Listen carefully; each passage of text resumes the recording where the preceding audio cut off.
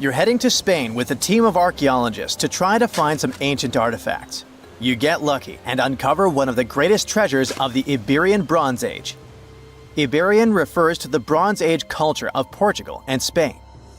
So you find and unearth coins, jewelry, vases, vessels, and two pretty strange items. One is something like a part of a scepter, and the other resembles a bracelet. And you know what's strange about them? They're connected with space. In 1963, several miles away from the city of Vienna, Spain, scientists discovered the treasure of Vienna, one of the most significant gold hoards from the Bronze Age. Interestingly, are there bronze treasures from the Golden Age? Never mind. All the gold found dates back to sometime between 1500 and 1200 BCE, except for that scepter and bracelet. They were made by inhabitants of another planet, so their production date is unknown. Okay, that's a joke. However, a small part of this joke is true. When scientists studied the found gold, they discovered that those two items were made of iron. So what, you might think? Well, the catch is that in the Bronze Age, people didn't mine or manufacture iron. Work with this metal began around 850 BCE, about 400 to 700 years after the creation of the treasure of Vienna. How is this possible? A clue to this mystery can be found in ancient Egypt. In the tomb of Pharaoh Tutankhamun, an iron dagger was found, which was also made of similar iron. But this dagger was much more valuable than all the others. And that's because it was made from a space object, a meteorite. Yeah, that bracelet and scepter were also made of meteoritic iron. Its difference from Earth metal is that cosmic iron has a high nickel content, so it all makes sense. People from the Bronze Age couldn't mine iron from the deep bowels of our planet, but nothing prevented them from collecting iron falling from the sky. Just imagine how cool it is to have jewelry or a dagger made of material that has traveled millions of years through the vast expanses of space. Perhaps it even contains particles of an ancient extinct star. Today, these two artifacts from the treasure of Vienna are the oldest recorded items in the Iberian Peninsula made of meteoritic iron. Now, with everything in its place, you can turn your attention to all the wealth of the treasure of Vienna. It contains 66 items: bowls, bracelets, bottles, gold jewelry, 3 silver bottles, and an amber gold button. 22 pounds of ancient gold. People hid it, and only after 3,000 years we were able to discover it. This archaeologist's dream can be found in the Vienna Museum, where exhibits from different time periods are presented, from prehistoric times like 50,000 years ago to the present day. Items from the Iberian period, from the Roman period, from the Arab civilization. You can find not only jewelry and coins, but there are also remnants of columns, ceramics, and other architectural artifacts. The collection is considered one of the most important prehistoric treasures of Europe. And the coolest thing is that you can see it all with your own eyes for just €2, which is about $2. Go to Vienna, find the museum, and enjoy. Hey buddy, I heard you have a metal detector. Could you help me find a hammer I left somewhere in the field? Your old farmer friend asks. You take a metal detector and go searching, but instead of a hammer, you find hundreds, even thousands of silver coins worth $2 million. You're so happy that the farmer lost that hammer, and now you're rich. Stop! Considering that this land belongs to the farmer, would you tell him about the find or take it with you? In reality, neither of these options happened. In 1992, Eric Laws was helping a farmer search for a lost hammer in a field near Hoxney, Suffolk, England. The metal detector stumbled upon a hidden treasure, a huge one. There were silver spoons, gold jewelry, more than 500 gold coins, and about 14,000 silver ones. Eric Laws accidentally discovered the largest collection of gold and silver from the late Roman period in Britain. Unfortunately, or perhaps fortunately, he and the farmer didn't receive the treasure. It's now in the British Museum. Let's move away from the farmer's field to somewhere on the Mediterranean coast. Imagine you're a scuba diver. There was a strong storm yesterday, but now with the water calm, you dive in and discover the seabed covered with gold dinars. This story happened in 2015. The coins which the storm brought to the shore might have been minted even before the First Crusade that started in 1096. This collection is one of the most impressive archaeological finds in the world. All these treasures surely can make the heads of those who find them spin, but they end up in a museum. And that's a good thing, because such wealth can drive a person crazy. A metal detector and a diving suit helped people discover ancient treasures. What's next? How about a dog? Yes, it could be perhaps a great replacement for a metal detector, by the way. So in 2013, two people were walking their dog in Northern California on their property. Suddenly, they discovered a rusty can filled with coins minted from 1847 to 1894. There were about 1,500 coins, and they all were gold. Another chance for a carefree, rich future? Not this time. The find caused a lot of controversy among specialists. There was one version, according to which these coins could have been stolen from the US Mint. But later, the US Mint debunked this suggestion, as they'd never had this gold in their storage. Anyway, it's interesting what the point was in hiding it all in someone else's yard. Some thief risked their freedom and life to get rich. When they succeeded, they just hid the coins as if they never existed. What a strange deal. Coins, jewelry, meteorite items, it's all cool. But let's end our video with something grand and epic. Archaeologists were conducting research near the Mediterranean coast of Egypt and discovered a treasure trove inside a sunken temple and sanctuary. Despite the waves, earthquakes, and seawater, the massive find was preserved in a not bad condition. The temple was built a very long time ago and collapsed in the middle of the 2nd century BCE. It was an important structure in ancient Egypt. People considered this place holy. Pharaohs came to the temple to seek help from the higher powers of Egyptian mythology to obtain titles for their rule. Titles of kings of the universe. For many people, this place was like the center of the universe, and now it lies forgotten on the seabed, almost ruined. Time spares nothing. Researchers found out the temple had been part of an ancient port city. A long time ago, an earthquake occurred in this area and destroyed the city. Tidal waves softened the ground and dragged the town into the Mediterranean Sea. While studying the temple, scientists found many secret treasures there: silver ceremonial instruments, gold jewelry, and alabaster vessels. In past times, people used them to store perfumes or greasy ointments called unguents. Perhaps in ancient Egypt, they weren't bad in the field of cosmetology. Near the temple, archaeologists discovered a Greek sanctuary. Apparently, the Greeks living in Egypt or coming here on business wanted to pay tribute to Aphrodite, so they created a small building in her honor. In that place, archaeologists found bronze and ceramic artifacts from different cultures. Scientists found out that the Greeks had permission to trade in the Egyptian city and even be its residents. It seems pharaohs living around 600 BCE were favorable to the Greeks. The profession of an archaeologist is very exciting. But what would you do if you found some ancient treasure? Before answering this question, find out what law applies to such finds in your country. Listen to this. Neanderthal fiber technology. Nope, I'm not joking. The concept is real. In 2020, a team of scientists published a paper that redefined the way we saw our closest ancestors. A find in France changed archaeology forever, and it wasn't the first time something like this had happened. But let me start from the beginning. Neanderthals. For a long time, they fit the image of the typical cavemen. If you are now thinking of someone like Fred Flintstone, you wouldn't be much wrong.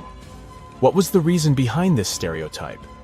When did we start believing that Neanderthals were not the brightest tools in the shed of evolution? In comes William King, a 19th century British geologist. He was the man who named the Neanderthals. Based on the bones King found, the scientist declared the species not intelligent, and this image stuck with the Neanderthals for centuries to come. But a piece of string, just 1/4 of an inch long, changed everything. A small, dry river valley, Abri du Maras, was the place of the great find. Archaeologists unearthed a cord fragment next to a stone tool.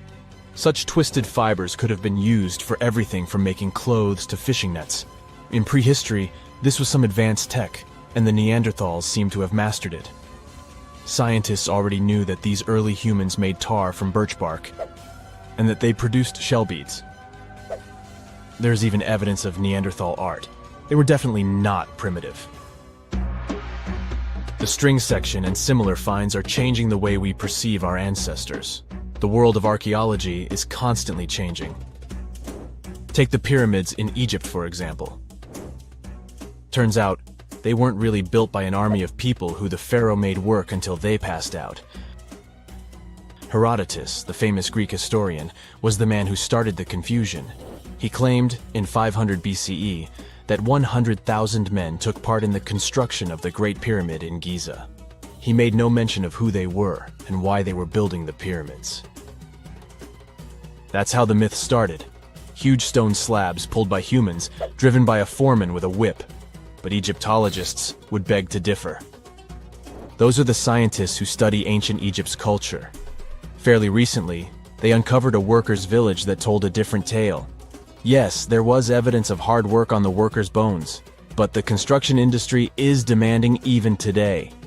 It took almost 6 years for 12,000 workers to complete the world's tallest building, Burj Khalifa. Back in Egypt, 3 times more workers finished the Great Pyramid in around 2 decades. An impressive feat of ancient engineering, wouldn't you agree? Superiors looked well after the Egyptians who built the pyramids. Their diet was rich in protein. They had medical care and they got paid properly. In fact, they lived better than the non-working population.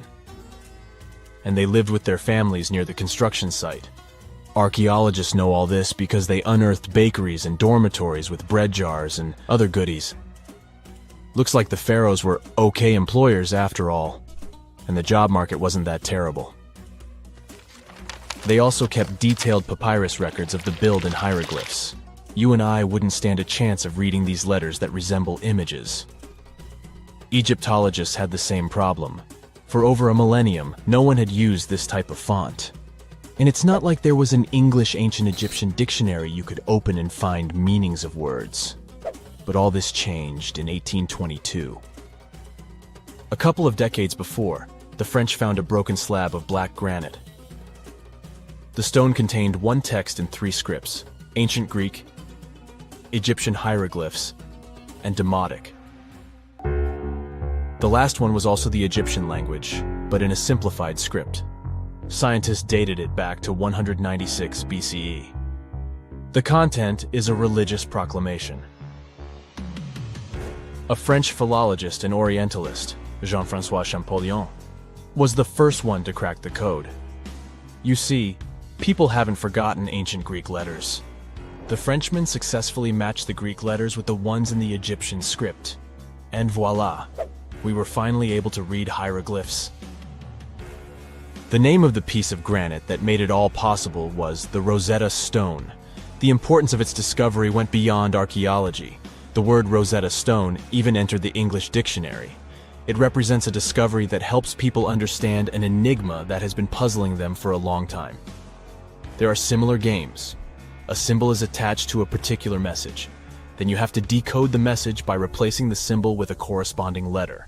In a nutshell, this is what scientists did with the Rosetta Stone more than 2 centuries ago. Do you know what is the oldest deciphered language in Europe?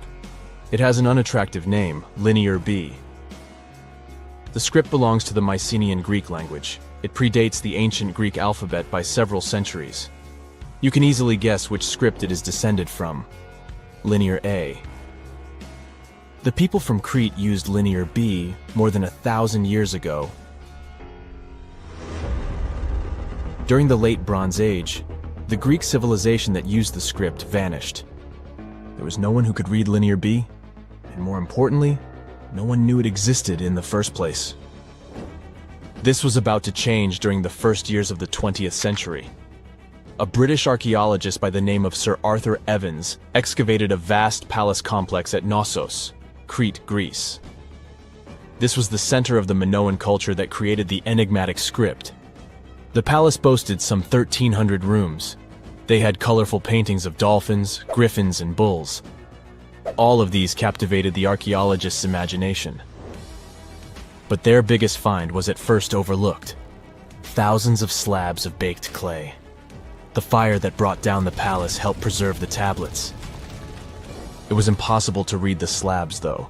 They were written in an unknown language. The scientific community had to wait for another half a century before Michael Ventris cracked the code. He was an English architect and cryptographer. Ventris studied Greek and Latin.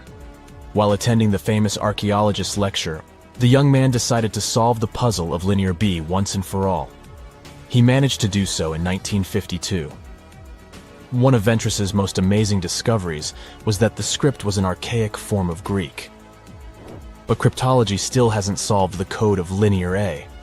This writing system will remain a mystery until a motivated young person like Michael Ventris comes along. They wouldn't have to be a professional archaeologist. Basil Brown certainly wasn't. Yet in 1939 he discovered the richest early medieval tomb in Europe. This happened in Sutton Hoo in the southeast of England. This wasn't an ordinary tomb made out of stone. It was a full-size ship, 3 times as long as a London double-decker bus. And that's not all. Apart from its main purpose, the ship was full of riches. Deluxe hanging bowls, feasting vessels, gold and dress accessories, and luxurious textiles were just some of the treasures found. Archaeologists were also amazed by the silverware from distant Byzantium. You probably know this city as Istanbul, Turkey. Even in our age, it's several days' drive from Sutton Hoo. Just imagine how much time and money it cost to import a silver plate in the 7th century. That's when the ship went down, according to archaeologists. The English couldn't have done it. At that time, there was no England. The people living in the British Isles at the time were the Anglo-Saxons. Perhaps the ship from the grassy mounds in Suffolk belonged to one of their kings? We will never know. The local acidic soil did away with any possible evidence, or no one laid there in the first place. It could have been a cenotaph, which is a monument constructed to honor an important person. The archaeologists still don't have a definite answer. But what they have found at Sutton Hoo shed light on the Dark Ages. Before the discovery of the ship, they knew little about what had been going on in Britain after the Romans left. Now, the image of the early Anglo-Saxon society was much clearer. Perhaps the English soil will be the site of the next great breakthrough in archaeology.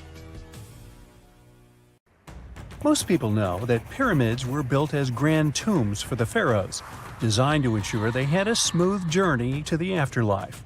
The Great Pyramid of Giza, for instance, was constructed for the pharaoh Khufu. But what most people don't know is that this whole pyramid building trend started right here with the step pyramid of Djoser about 4,700 years ago. This massive structure was built for Pharaoh Djoser, a ruler from Egypt's 3rd dynasty. It rises 7 layers high above the ground and stands about 200 feet tall.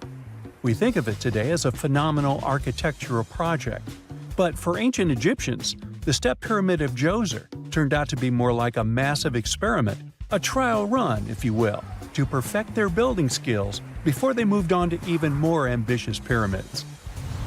Reaching new heights is super exciting, but the real mystery is what is going on below the ground. In this pyramid's underground labyrinth, there is a network of tunnels stretching about 3.5 miles long, and some researchers believe these tunnels might have been part of a sophisticated water system that could completely change what we think about pyramid construction.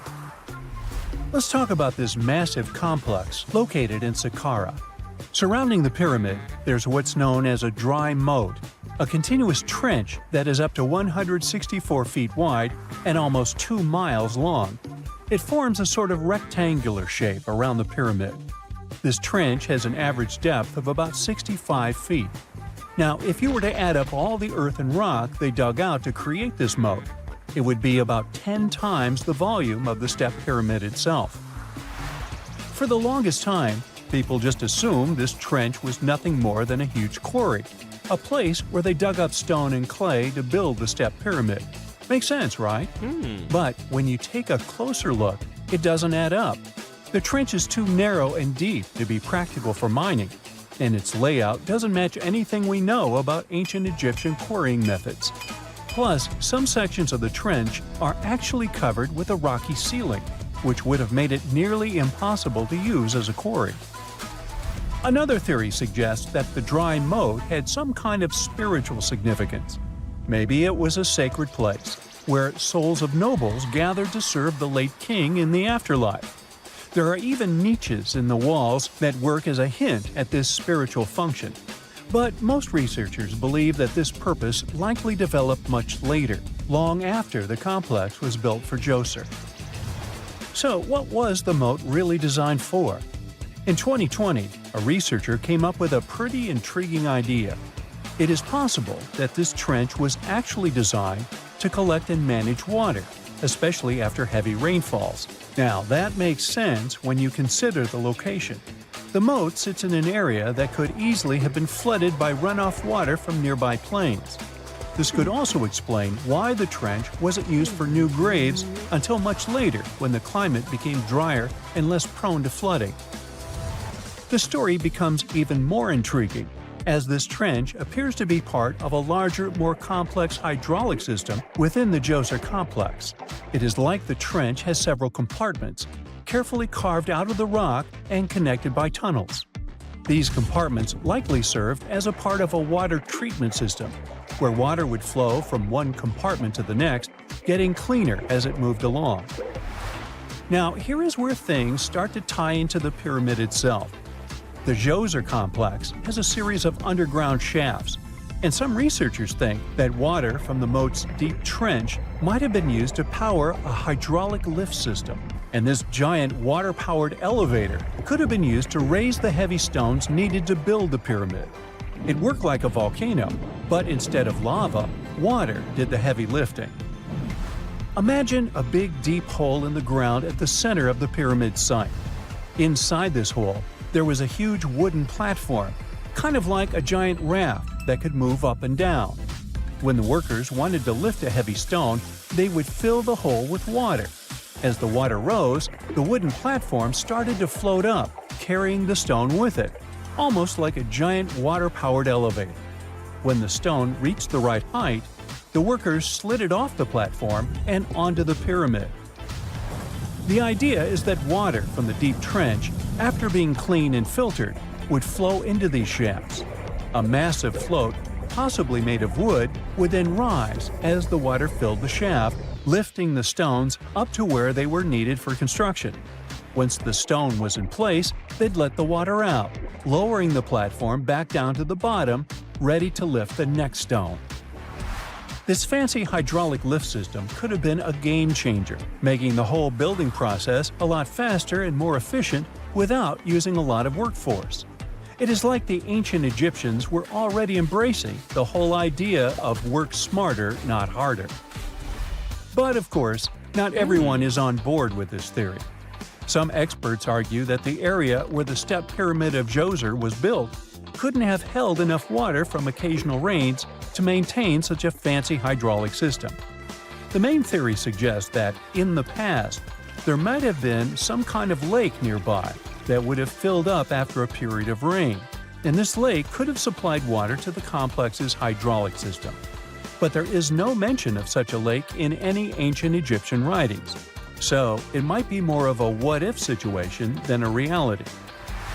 And then there's the issue of the hard work itself. Remember when I said this method could have allowed the ancient builders to raise stones with far less effort? Well, that might not be entirely true. According to some experts, just building this hydraulic device would have required a lot more heavy work than simply moving the stone blocks using good old-fashioned manpower. And let's not forget, the step pyramid of Djoser is like a baby pyramid compared to those that came later. The stones used for Djoser's pyramid weighed, on average, about 660 pounds each, which is nothing compared to the more than 2.5-ton blocks used later for the pyramid of Chephren. If this cool water lift theory gets completely ruled out, we still need to explain how this pyramid was built in the first place. To answer that, we need to rewind a bit and talk about the original plans. See, before Djoser's tomb became a pyramid, the idea was to construct a simple mastaba. This type of tomb was pretty common in earlier periods, a flat-roofed, rectangular structure with sloping sides. But after the original mastaba was finished, they decided to expand it a bit, by adding more layers on top. And then they added even more layers, until the construction reached 6 distinctive steps, each one smaller than the previous. And they probably did all this by raising those heavy stones using ramps, not a water-powered elevator. There is still so much we don't know about the Step Pyramid of Djoser. More research is definitely needed to fully understand how this system worked, or if it even existed at all. But the idea of using water to help build the pyramid adds a whole new layer to our understanding of ancient Egyptian engineering. It's a powerful reminder of just how clever and resourceful those builders were, using the natural landscape and the power of water to create one of the most iconic monuments in history. Wow! Scientists have found a lost city beneath Egypt's pyramids. And it's incredibly large, bigger than the biggest target you can imagine. Underground chambers, passageways, and vertical structures. Scientists have no idea what purposes they serve. But let's start from the very beginning. Italian and Scottish scientists studying the Pyramid of Khafra discovered something that looked like secret tunnels under 3 pyramids. This find might change what we know about ancient Egypt. The expedition, called the Khafra Project, was led by Corrado Malunga from Pisa, Italy, and Filippo Biondi from the University of Strathclyde, Scotland. Their mission was to focus on exploring Khafra's pyramid, the second largest on the Giza Plateau. Scientists uncovered a massive structure beneath the Pyramid of Khafra. Could it be an ancient Egyptian underground city? The experts analyzed the data they had and came to the conclusion that 8 large vertical structures could be hiding beneath, possibly wells or shafts. They extend a staggering 6,500 feet across. Imagine placing 2.5 Burj Khalifas on the ground, one after another, and you get the sheer size of this find. These shafts also plunge nearly 2,000 feet underground. Some of the deepest underground stations in the world are located at a mere 380 feet underground or so. These cylindrical shafts are surrounded by spiral paths. Picture some old Gothic castle. They're connected to 2 giant, weirdly shaped chambers. Are those cubes? Or possibly bowls? Each of these chambers is likely more than 260 feet across. Now, even though we know about the structures now, no one has figured out their original purpose yet. Want to hear something even more shocking? Okay then. The team is almost sure that similar access points can be found under all 3 pyramids. In other words, all of them might be linked by a hidden system of underground tunnels, chambers, and passages. Even deeper, about 4,000 feet under the surface, there might be more unknown structures. And doesn't it add to the mystery? But the coolest news is that, according to some team members, these hidden structures near Giza pyramids could align with the legendary Halls of Amenti. In ancient Egyptian mythology, it's a place where people are believed to arrive when they're close to the end of their days. There, they are said to take a 3-day-long trial, facing their biggest fears. Now, how did scientists even discover these hidden spaces? To uncover them, researchers used 2 satellites positioned 420 miles above Earth. They sent radar signals to the Giza Plateau, and these signals generated detailed images, which were later compiled into a 3D model of the underground layout, including the newly detected shafts. Then, using synthetic aperture radar or SAR technology, which is a type of radar that can penetrate through stone, the team also spotted 5 small room-like structures hidden deep within the pyramid. One of these chambers contained a sarcophagus, which was once thought to be the tomb of Pharaoh Khafra. But now, scientists believe this was a mistake. The true burial site is likely to be elsewhere. In any case, these 5 hidden rooms were completely unknown before the scans. They seem to be arranged in the center of the pyramid and are linked to underground pathways leading somewhere below the structure. There's an opinion that these tunnels could lead to more hidden chambers and wells. Some of them might be around 4,500 years old. Wow! What if they help us solve ancient civilization mysteries? Preliminary data suggests that all this underground space can be much more than a few empty chambers. There might be many more hidden structures near the Giza pyramids. How come? Well, the thing is, the structure appears to include hollowed-out sections with spiral pathways leading even deeper underground. Refining the images hinting at this could reveal an extensive subterranean network. It might be a whole city hidden under the surface. Now, despite the excitement surrounding these findings, there are also a lot of people who don't believe in the existence of the underground city. They're skeptical about the archaeological discovery in Egypt due to the lack of peer-reviewed verification. That's why several archaeologists and radar experts have challenged the validity of the claims. They've explained that the technology used to make the discovery may not be advanced enough to produce such detailed underground imagery. According to them, the 5 smaller chambers found near the surface could be natural formations, since the area had had sacred significance long before the construction of the pyramids. Some experts have even dismissed the use of radar methods in this context altogether. They call these methods scientifically unproven and question their accuracy.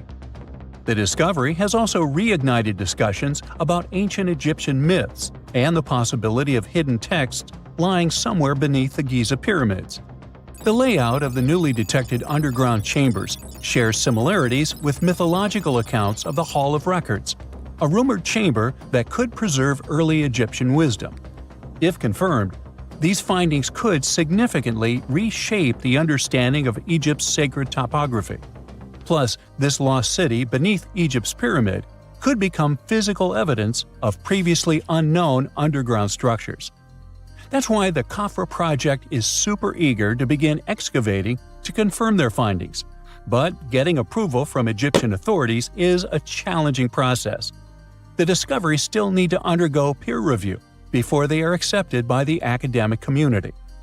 By the way, this recent archaeological discovery in Egypt comes on the heels of another discovery involving a weird structure beneath the Royal Giza Cemetery, which researchers believe is unnatural in origin.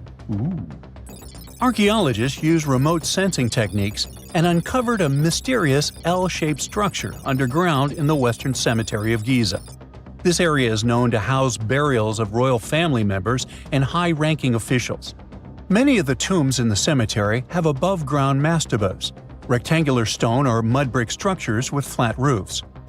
But there is an area in the center of the cemetery where there are no above-ground structures. To investigate this unexplored region, the team used electrical resistive tomography and ground-penetrating radar. ERT works by sending electrical currents into the ground and measuring the resistance to detect remains. As for GPR, it sends radar into the ground and maps the structures based on the radar's return. The team found an anomaly about 6.5 feet beneath the surface. It appeared to be an L-shaped structure measuring at least 33 feet in length. The readings suggested that the structure had been backfilled with sand after its construction. This made the team hypothesize that it could be a mix of sand and gravel, or possibly an air void. This anomaly was classified as a highly resistive structure, which meant it didn't occur naturally. Motoyuki Sato, the study's lead author and professor at Tohoku University in Japan, claims that the structure is not a natural formation due to its sharp shape. Another weird thing about ancient Egyptian pyramids is that historians have long believed that they were built primarily for royals and high-status individuals who had the wealth and power to create such massive structures. However, new research from the archaeological site of Tombos in modern-day Sudan challenges this assumption. The thing is, Tombos' pyramid may have served as burial sites for low-status workers as well as elites. The hard-working members of ancient communities may have found their last resting place in some of the most visible monuments, including the pyramids. Located along the Nile River in the ancient region of Nubia, Tombos became part of Egypt after its conquest of the area around 1400 BCE. That's when Egypt established the site to strengthen its colonial control. Workers at Tombos built pyramids, but those were much more modest than the famous pyramids of Giza. The research team reanalyzed 110 human skeletons from Tombos, originally studied in 2012. In particular, they examined the entheses, the areas where tendons and ligaments attach to bones. Such an analysis can give us insights into the amount of physical labor a person performed. When someone does hard labor, their bones often develop distinct crests and ridges at these attachment points due to the stress on the tendons and ligaments. And while some skeletons showed little change in their entheses, suggesting they belonged to individuals from the upper classes, others showed more serious changes. It means they belonged to lower-class workers. This finding can totally challenge our earlier understanding of pyramid burials, especially the idea that only elites were buried in the pyramids, because the pyramids themselves were designed for the elite. This recent research may prove that lower-class workers may have found their final resting place in these monumental structures too. It's 1898, and you're taking part in excavations in Saqqara. This place, not far away from Cairo, is full of ancient tombs and pyramids. You're in your Indiana Jones mood and hope to find something really phenomenal to become famous. Gold, manuscripts, treasure maps, mummies of famous pharaohs. Wait, a wooden bird? You're really disappointed as it looks like a regular toy. An old one, but still. Little do you know that years later, someone would propose that your bird was actually an ancient monoplane. So the artifact, nicknamed the Saqqara bird, is made of a sycamore tree.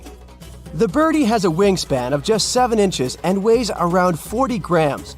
A perfect original souvenir from Egypt, I would say. It's over 2,000 years old and looks pretty plain, without any carvings of feathers or other intricate ornaments. It has a beak and eyes though, which makes our find look like a hawk, the emblem of the deity Horus. Its tail is rather unusual as it's squared, looks weirdly upright, and it seems like the sunken part of it was the place for a now missing piece. Humans love solving a good mystery, so there have been several attempts to explain the use of the birdie. First, quite simply, is that it was a ceremonial object. The second idea is that it was a toy for a child from some well-off family. It could have been some sort of boomerang, which was a popular concept in ancient Egypt. Then there was a theory that the bird had been used as a weather vane. But this one has been debunked as the figure doesn't have any holes or markings, except for the one made at the museum in Cairo to fix the exhibit on a stick. So there was no way to hang it in the past. Almost a century after the bird was found, Egyptologist Dr. Khalil Masiha proposed a new theory that it could have been a model of a monoplane. He believed the bird was missing a horizontal tailplane. Otherwise, it had its wings set at a right angle, similar to that of modern planes. It could have worked to generate the aerodynamic lift necessary for flights. Dr. Masiha also claimed that it was common at that time to place miniature models of technological inventions in tombs. So, did the ancient Egyptians really invent the plane in 200 BCE? That would make the Wright brothers, who are considered the inventors of aviation, really upset. They made one of their first flights only in 1903. There's just one way to know for sure, and that is to test the model. But you know, the ancient museum in Cairo would unlikely let one of their cherished exhibits fly around like a toy. That's why glider designer Martin Gregory built a similar model, this time of balsa wood, and concluded that even with the missing tailplane, the plane wasn't much of a flyer. Case solved? Not really. This didn't sound convincing enough to the History Channel, so they invited an aerodynamics expert to build another replica of the bird. He tested it in weather conditions similar to those in Egypt and was impressed with the little plane's abilities. So, if they did invent the prototype of a plane back in the times of pharaohs, it would be a good example of an oupart. That's an out-of-place artifact, an object that's way ahead of its time in terms of technology or history. And the Saqqara bird isn't the only example of such a revolutionary concept. In 1901, a group of divers retrieved the Antikythera mechanism from an underwater shipwreck near the Greek island of Antikythera. It's been dubbed the world's first analog computer, and it's currently dated around 100 BCE. The bronze mechanism could tell the position of the sun, moon, planets, and stars, as well as the lunar phase, the dates of upcoming solar eclipses, and even the speed at which the moon moves through the sky. No one's sure who used it and how or where it was made.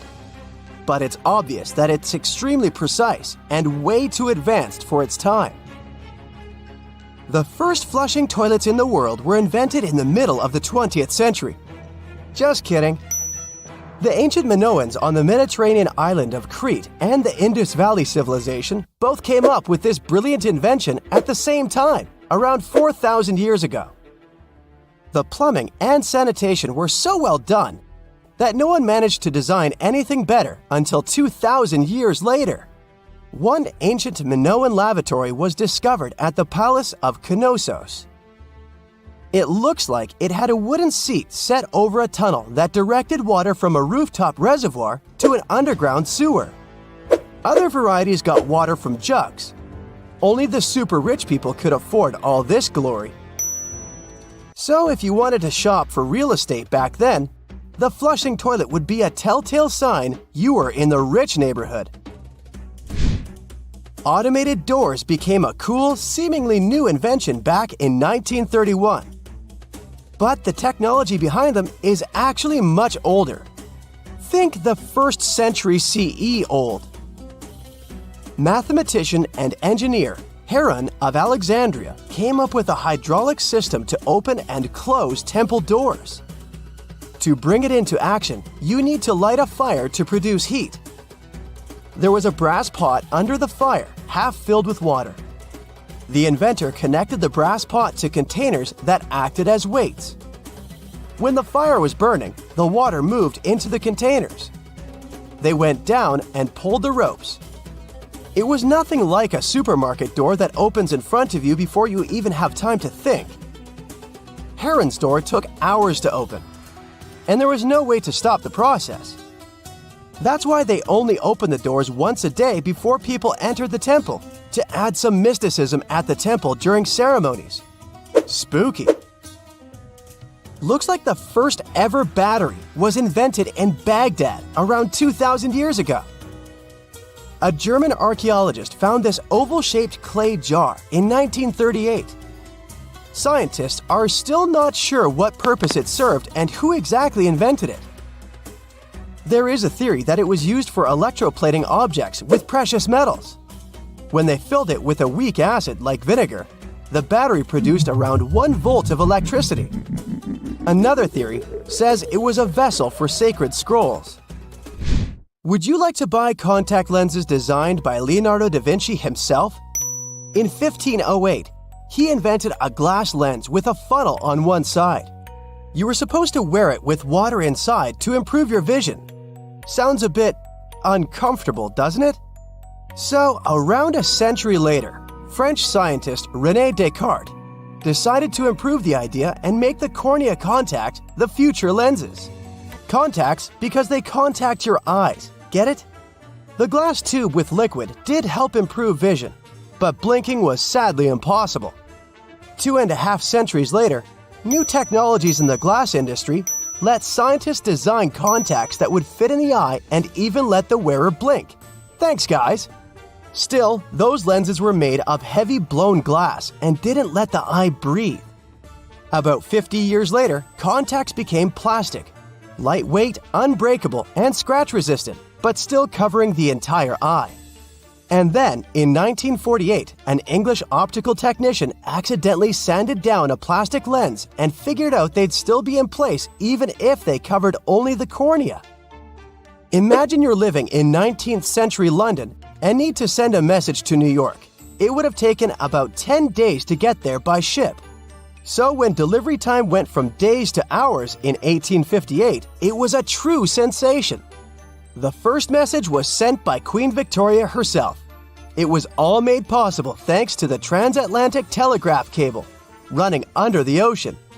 Sadly, the new cool invention only lasted a few weeks. It took years to bring it back to life.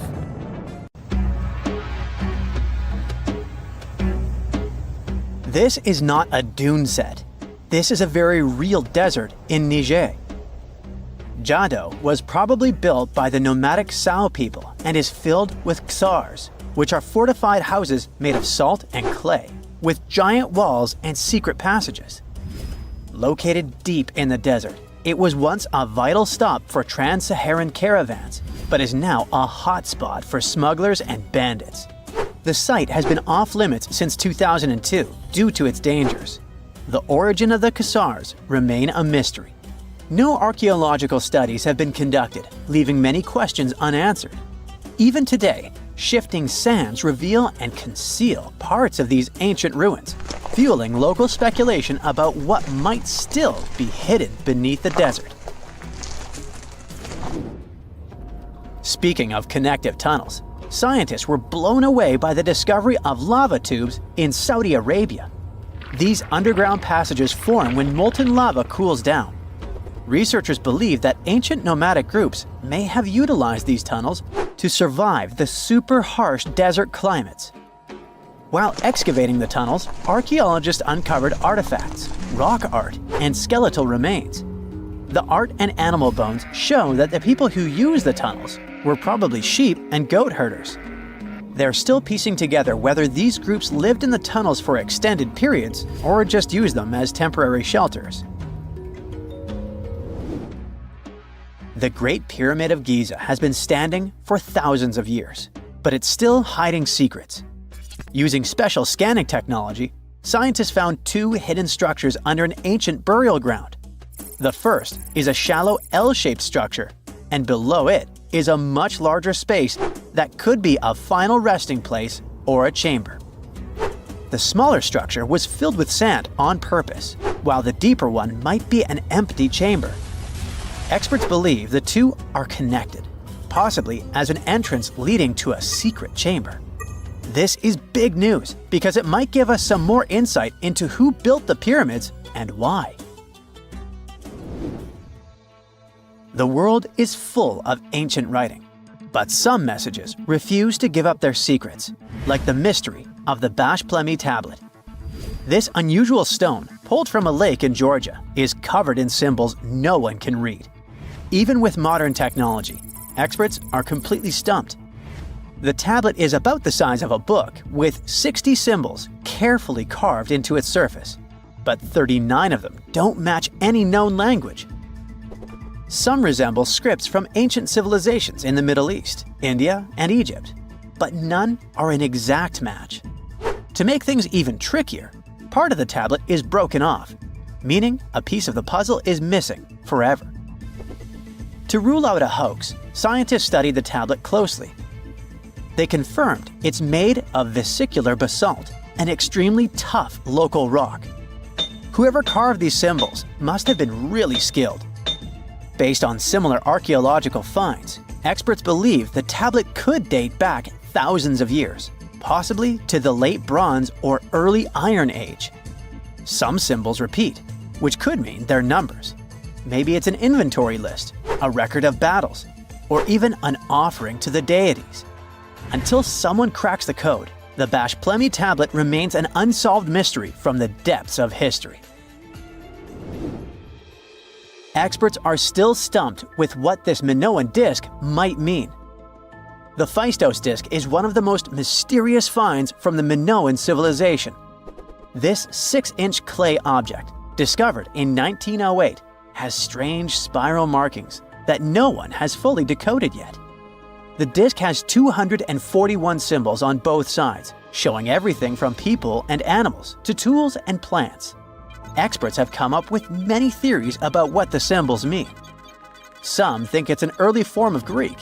Others suggest it's a prayer or a hymn. And some even believe it could be a letter from a king in Anatolia to a Greek ruler.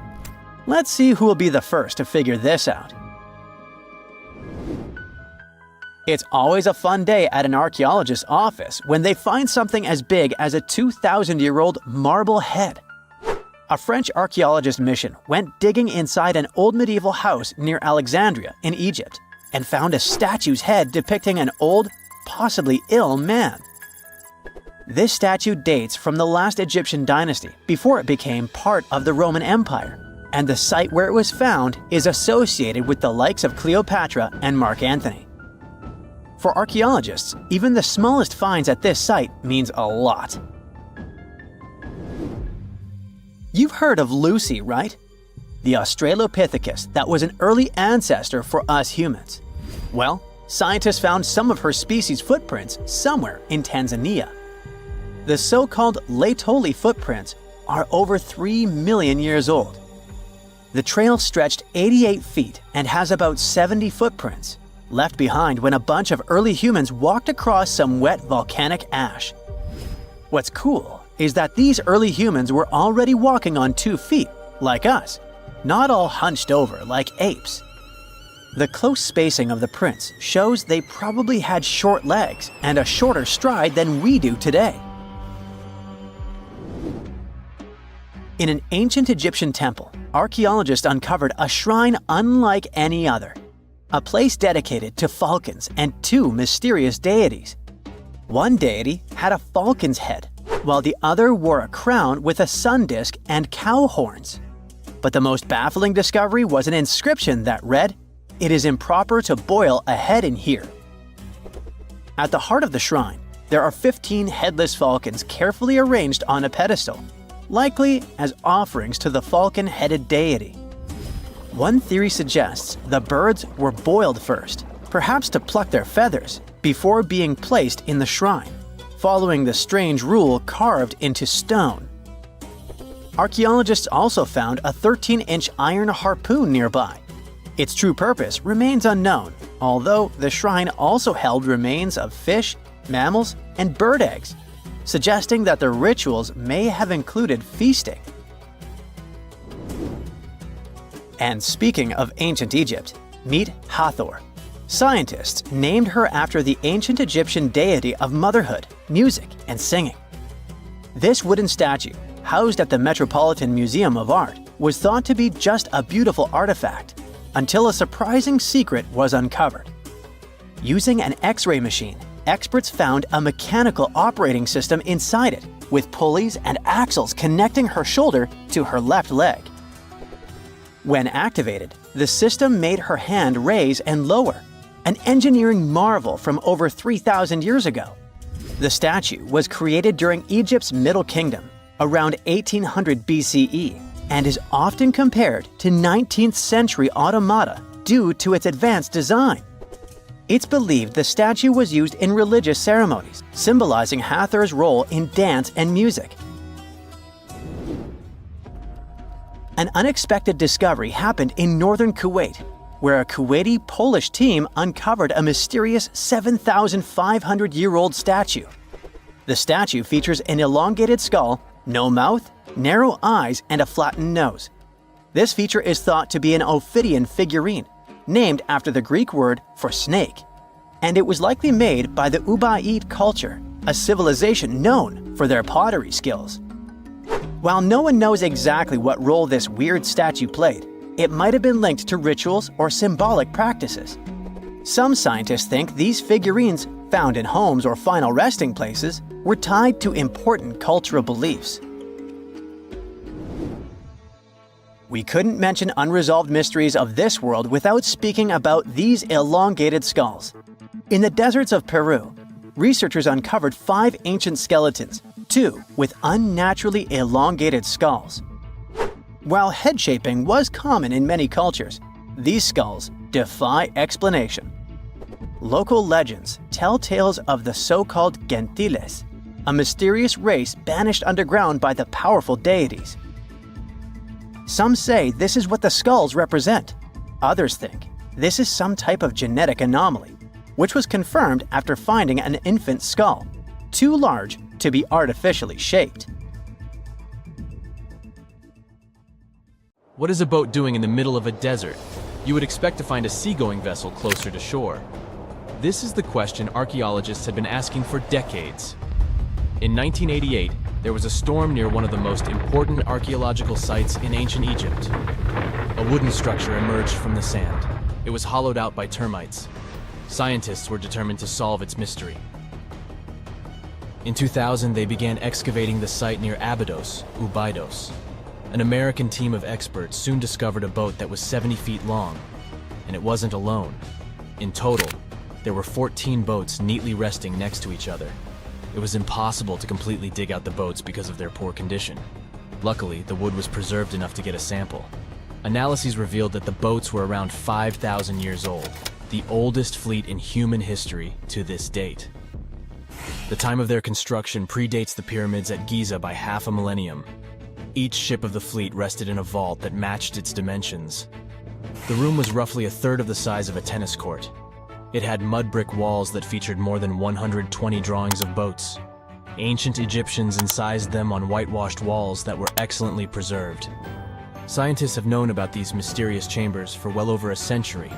1901, 1902.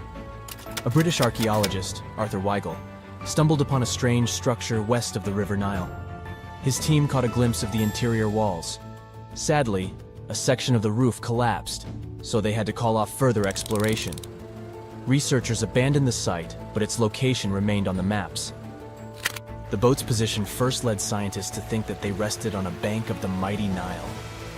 But there was a problem with this theory. Today, the river flows almost 7 miles west of Abydos. Further studies of the surrounding terrain showed the Nile didn't change its course throughout history. Also, if the boats floated near a dock, they would be in unstable positions. The 14 vessels at Abydos were perfectly parallel to each other. There was only one conclusion possible. Someone had deliberately placed them like that. They must have gone through a lot of effort. Each boat had enough room for up to 30 rowers. These vessels could really float. They weren't models, but scholars still don't know if they actually sailed any body of water in ancient Egypt. This doesn't diminish the importance of the find. Previously, archaeologists found only small-scale models. In King Tut's tomb alone, there were 35 boat models. For a long time, these figurines were the only clues as to how ancient Egyptian vessels looked like. The boat's design confirms that they were the real deal. They are the earliest surviving examples of something called built boats. Ancient people constructed primitive vessels by hollowing out large tree trunks. The alternative was reed that was tied together to form a raft. The boats at Abydos had planks tied together. This was a major breakthrough in shipbuilding. During their lifetime, the boats must have seemed impressive. Timber was a valuable commodity at the time. There was no wood in the desert. Cedar had to be imported from Lebanon. The only person who could afford such luxury was the pharaoh. Studying the area around the ancient fleet provided more answers. Scientists discovered a mud brick structure where Egyptians worshipped the pharaoh. Its approximate date of construction matches that of the wooden boats. The same bricks out of which this building was made were used to encase the fleet. At the time of their construction, the rooms they were stored in had a ceiling. That's the section that archaeologists stumbled upon in the early 20th century. Just like mummies and coffins, these marvelous ships rested inside splendid vaults. The exterior of these rooms was also impressive. The outer walls originally had a plaster of white limestone. It reflected sunlight. In the desert sun, the structure housing the boats must have shone from miles away. Ancient Egyptian builders used the same technique to cover the pyramids 500 years later. Today, their surface looks jagged, but it wasn't always like this. When they were constructed, the pyramids had a top layer of fine white limestone. Their surface was smooth and it gleamed in the sunlight. Instead of stairs, the outer layer of the pyramids was more of a sleek ramp. Archaeologists were left with one final question. Which pharaoh owned the fleet? The answer lay just a mile from the site. This is where the tomb of a pharaoh from the 5th dynasty rested, King Senwosret III. Its time and style of construction matched the ones of the chambers with boats. The very end of his rule might explain how the boats ended up in the middle of the desert. The pharaoh probably passed away in northern Egypt. Then his body was transported down the Nile to Abydos in a marvelous procession of decorated boats. The vessels were later lowered to chambers near the final resting place of their owner. This had a symbolic meaning. In the ancient Egyptians' belief system, ships played a key role. Their supreme deity was Ra. He traveled through the sky during the day in the form of the sun. At nighttime, he sailed through the netherworld in a solar boat. The pharaoh identified himself with Ra. That's why he needed boats in the afterlife. That was the only way to regenerate himself. Just as the sun rises every day above the horizon. This belief existed for thousands of years. The more famous Pharaoh Khufu also had a ship. Scientists found it in 1954 next to his pyramid at Giza. It is some 4 centuries younger than the fleet at Abydos. But Khufu's ship was almost 2 times longer. The Great Pyramid of Giza and King Tut's tomb are some of the most famous archaeological finds in Egypt. But there are many more secrets hiding beneath the endless sands of the Sahara Desert. Recently, 2020, archaeologists found a lost city there. They have labeled it as the most important discovery since King Tut's tomb, 1922. The city of Aten is some 3,000 years old. Historians hope it will give them a unique insight into the everyday life of ancient Egyptians. The famous archaeologist and Egyptologist Zahi Hawass proclaimed the site a lost golden city. Aten sits some 300 miles south of Egypt's capital, Cairo. It is close to the famous Valley of the Kings. Archaeologists first found sections of mud brick walls that spread out in all directions. They discovered complete rooms with tools of everyday life inside. The research team unearthed a bakery, a residential neighborhood, and an administrative district. They all date back to the time when the Egyptian civilization was the wealthiest in its long history. They were also the first to make objects from iron. In 1911, scientists found a set of iron beads near a village in Lower Egypt, El Girza. These are the earliest known iron artifacts. The discovery is literally out of this world. Ancient people made them by beating into shape a piece of a meteorite. The 9 beads were once part of an ornate necklace. They are now blackened and corroded, which is perfectly normal for a piece of jewelry that is over 5,000 years old. They consist of an iron-nickel alloy. Researchers were impressed by the skill of ancient jewelers who processed the beads. Their craftsmanship is more impressive when you think that they didn't know the stellar origins of the material. The Great Pyramid of Giza also has a remarkable feature. An international research group investigated the electromagnetic response of the structure to radio waves. They found that the pyramid has the ability to concentrate electromagnetic energy inside it. This occurred inside its chambers as well as under the pyramid's base. It contains an underground, unfinished chamber. It seems that the electromagnetic response is connected with the properties of limestone, the Great Pyramid's main building material. The research results might have a practical application. The way solar cells and nanosensors function could be improved by this remarkable find. If someone finally invents time travel and you hop on a trip to the past, you won't recognize many of the things you know and love today. The Statue of Liberty and the Egyptian pyramids, some basic gadgets like the remote control and your laptop, and even the corn you have for lunch have all changed beyond recognition. When the pyramids were originally built in ancient Egypt and Giza and other places, they didn't look sandy brown at all. All of them were covered with white limestone. If you had seen them under the hot African sun, you'd have to look away. That's how smooth and shiny they were. Builders used around 6 million tons of this material for the Great Pyramid of Giza alone. It's the largest one you can still see on your trip to Egypt. The local rules were quite a thrifty crowd, and they reused some of the casing stones for other construction projects. A massive earthquake in the 14th century has also loosened some of the stones, so you won't see a lot of limestone, but some of it is still there, on top of the Pyramid of Khafre in Giza. It looks like it has a second peak on top of the first. In ancient times, all pyramids used to have capstones called pyramidions, covered in a mix of gold and silver. Most of them have been lost over the centuries, but you can still see a few of them at museums. They show images of Egyptian deities. The pyramids were probably modeled after a sacred pointed stone, the benben. It represented the rays of the sun. Now, lifting heavy rocks wasn't so simple without the tech we have today. I guess you'll agree with me if you helped your friends move at least once, and they made you carry the couch. But those smart Egyptians of the past thought of that and chose the pyramid shape. It lets the weight distribute evenly throughout the whole thing. The Statue of Liberty has also had a major makeover since it was first unveiled in 1886. Believe it or not, it used to be a shiny brown color, just like a penny.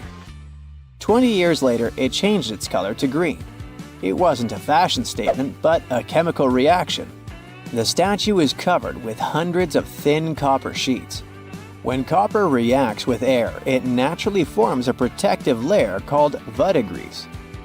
This layer protects what's under it from corrosion, and that's why statues and other things made of copper, brass, and bronze can last so long. When Lady Liberty first turned green, people in authority decided it would be a good idea to paint it all over. It was way before social media, so you couldn't just drop an angry comment under the post describing the idea. But they wrote about it in the local newspapers, and the public didn't love the idea. Then the Times interviewed a copper and bronze manufacturer, and he confirmed they shouldn't repaint it, because removing the protective layer would mean destroying the statue. Over the years, people have suggested painting Lady Liberty several times, but no one has ever done it. I don't know about you, but I can't imagine that lady in any other color, so I guess it's for the better. You love bananas as much as I do? Next time you enjoy a juicy soft one, remember you gotta thank selective breeding for that texture. The original wild bananas had many large, hard seeds and not so much delicious pulp. And hey, who doesn't like a sugary watermelon? It has a history of over 5,000 years, and it used to have bitter, yellowish white flesh and was really tricky to open. Selective breeding saved the day again, and watermelons got way sweeter. Japanese scientists went further and invented the seedless version. Corn's grandmother is a Mexican grass called teosinte. The kernels in this grass were small and hard to get. Farmers from many thousands of years ago saved the seeds only of those plants that were larger or tastier, or with kernels that were easier to grind. Thanks, my friends, for giving us the corn that's edible and even delicious. And just imagine, wild avocados were so small that they could easily fit in the palm of your hand. The pit in them was so large you wouldn't find much edible material inside. They also had a much harder shell than the ones we're used to. You probably wouldn't get a lot of work done without your beloved computer today, but I can't tell you exactly whom to thank for this invention. The ABC from 1942 is one of the contendants for the title of the first computer. It's short for the Atanasoff Berry computer, named after its inventors at Iowa State University. The ABC weighed over 700 pounds. Yep, yours must be way lighter than that. That big boy consisted of around 300 vacuum tubes and had a rotating drum, a little bigger than a paint can, and had small capacitors on it.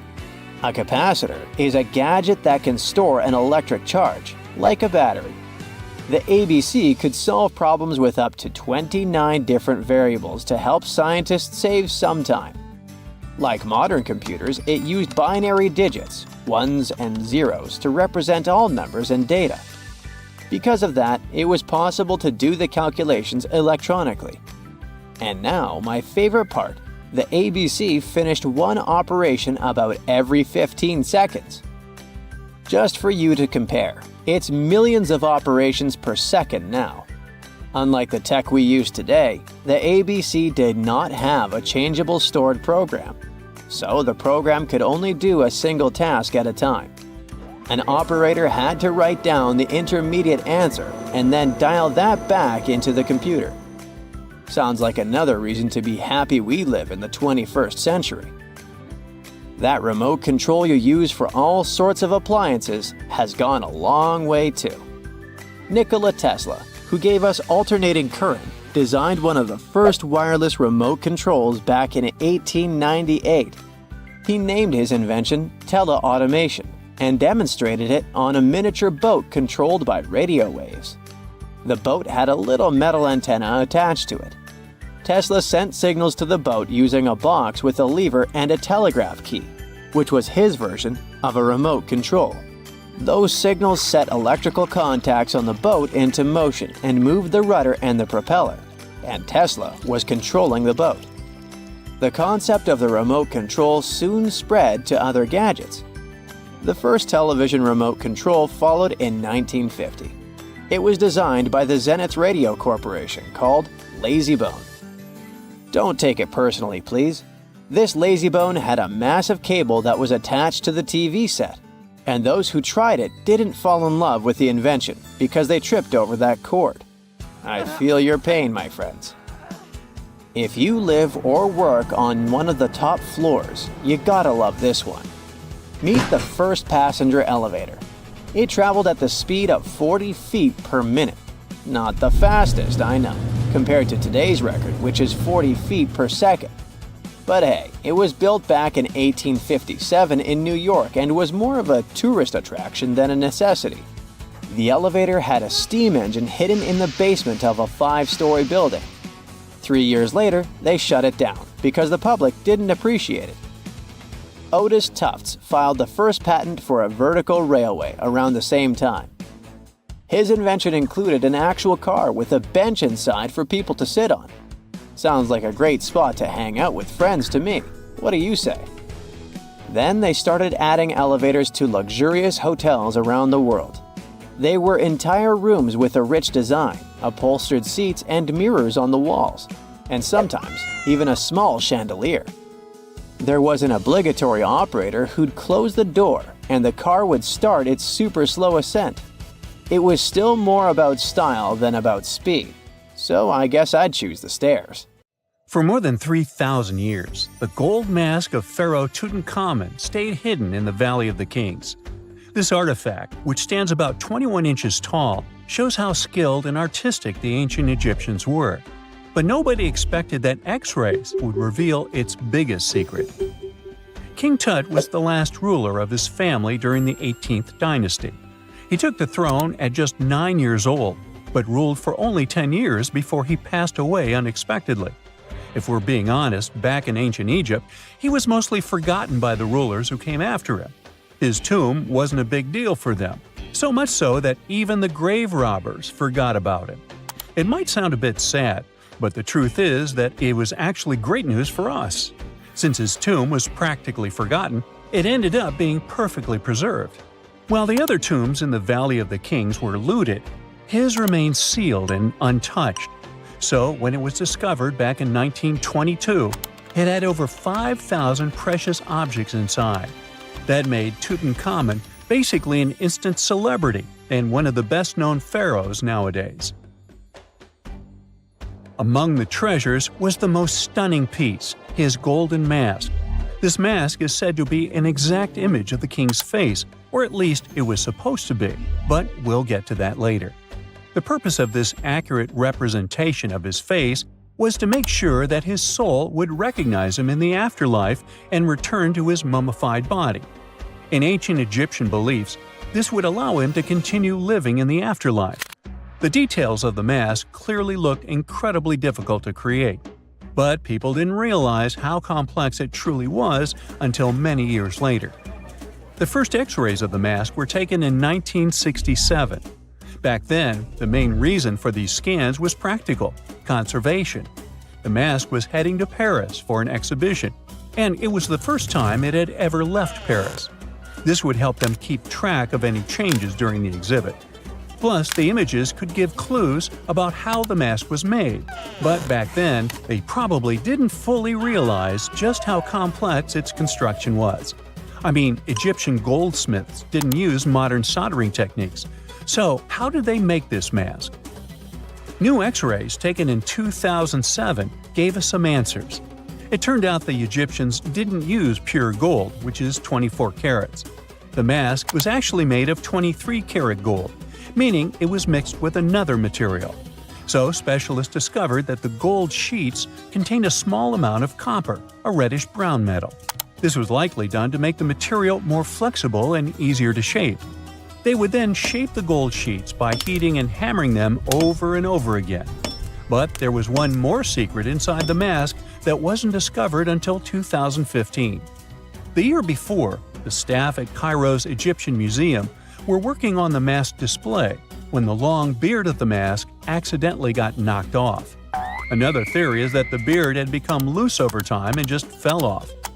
Either way, the fact that King Tut's beard came off caused a lot of stress. After all, we're talking about one of Cairo's biggest tourist attractions, so the experts had to fix the problem quickly. The restoration process started with a detailed recording of the mask's condition. To do this, they had to take a full 3-dimensional scan of the artifact, and, by accident, they found something very interesting in the mask. Inside the royal beard, there is a gold tube, an intriguing structure that the Egyptians likely used to attach the beard to the rest of the mask. And that proved, once again, that the process of making this mask was even more complex than experts thought. But the mysteries don't stop there. Remember how we mentioned that the mask was thought to perfectly represent King Tutankhamun's face? Well, that might not be entirely true. Some popular theories suggest the mask was never meant for him and was actually made for someone else. A study published in 2015 suggested the mask was originally made for a female pharaoh, his supposed stepmother, the famous and beautiful Egyptian queen Nefertiti. The biggest clue comes from an inscription on the mask. At first glance, it seemed to belong to Tutankhamun, but after a close examination, researchers noted that something else was actually written underneath King Tut's name. The royal name stamp seems to have been altered, and originally it had something written on it that translates to Queen Nefertiti. There is another feature of King Tut's golden mask that was overlooked for years, which adds even more mystery. As we mentioned earlier, experts believe he wasn't respected much by the pharaohs who came after him. And one of the clues that made archaeologists think this is the pierced ears on the mask. Some researchers believe that King Tutankhamun wouldn't have worn earrings after he was a kid. So, according to their theory, by the time he passed away at 18, he shouldn't have been represented with pierced ears. This could also support the idea that the mask originally belonged to Nefertiti, or maybe to someone who wasn't even connected to King Tut. But the mask isn't the only source of mystery. In fact, his whole tomb is full of puzzles. Recently, historians found a sign that the place where King Tut was supposed to be buried was changed at the last minute. For years, experts wonder why a pharaoh who ruled for 9 years ended up in such a simple tomb. When compared to the grandeur of other pharaohs' tombs, his tomb seemed, well, a bit plain. The idea that a king like Tutankhamun would have such an unremarkable resting place just doesn't match up with the power and importance he must have had in ancient Egypt. So, what happened? Well, apparently, this might have something to do with his successor, Pharaoh I. After King Tutankhamun passed away, researchers believe that I made sure to erase him from Egypt's history. So, one theory suggests that he was probably behind the quick decision to place King Tut's body in a smaller, less impressive tomb. When experts looked at I's own tomb, they found something interesting. There is a large wall covered in painted baboons. This is the same type of artwork found in Tutankhamun's tomb. It seems like the same person might have chosen the artwork for both tombs. Now, the design and decoration of the two tombs are almost identical, suggesting there was a shared hand behind both. But there is one key difference. I's tomb is fit for a king.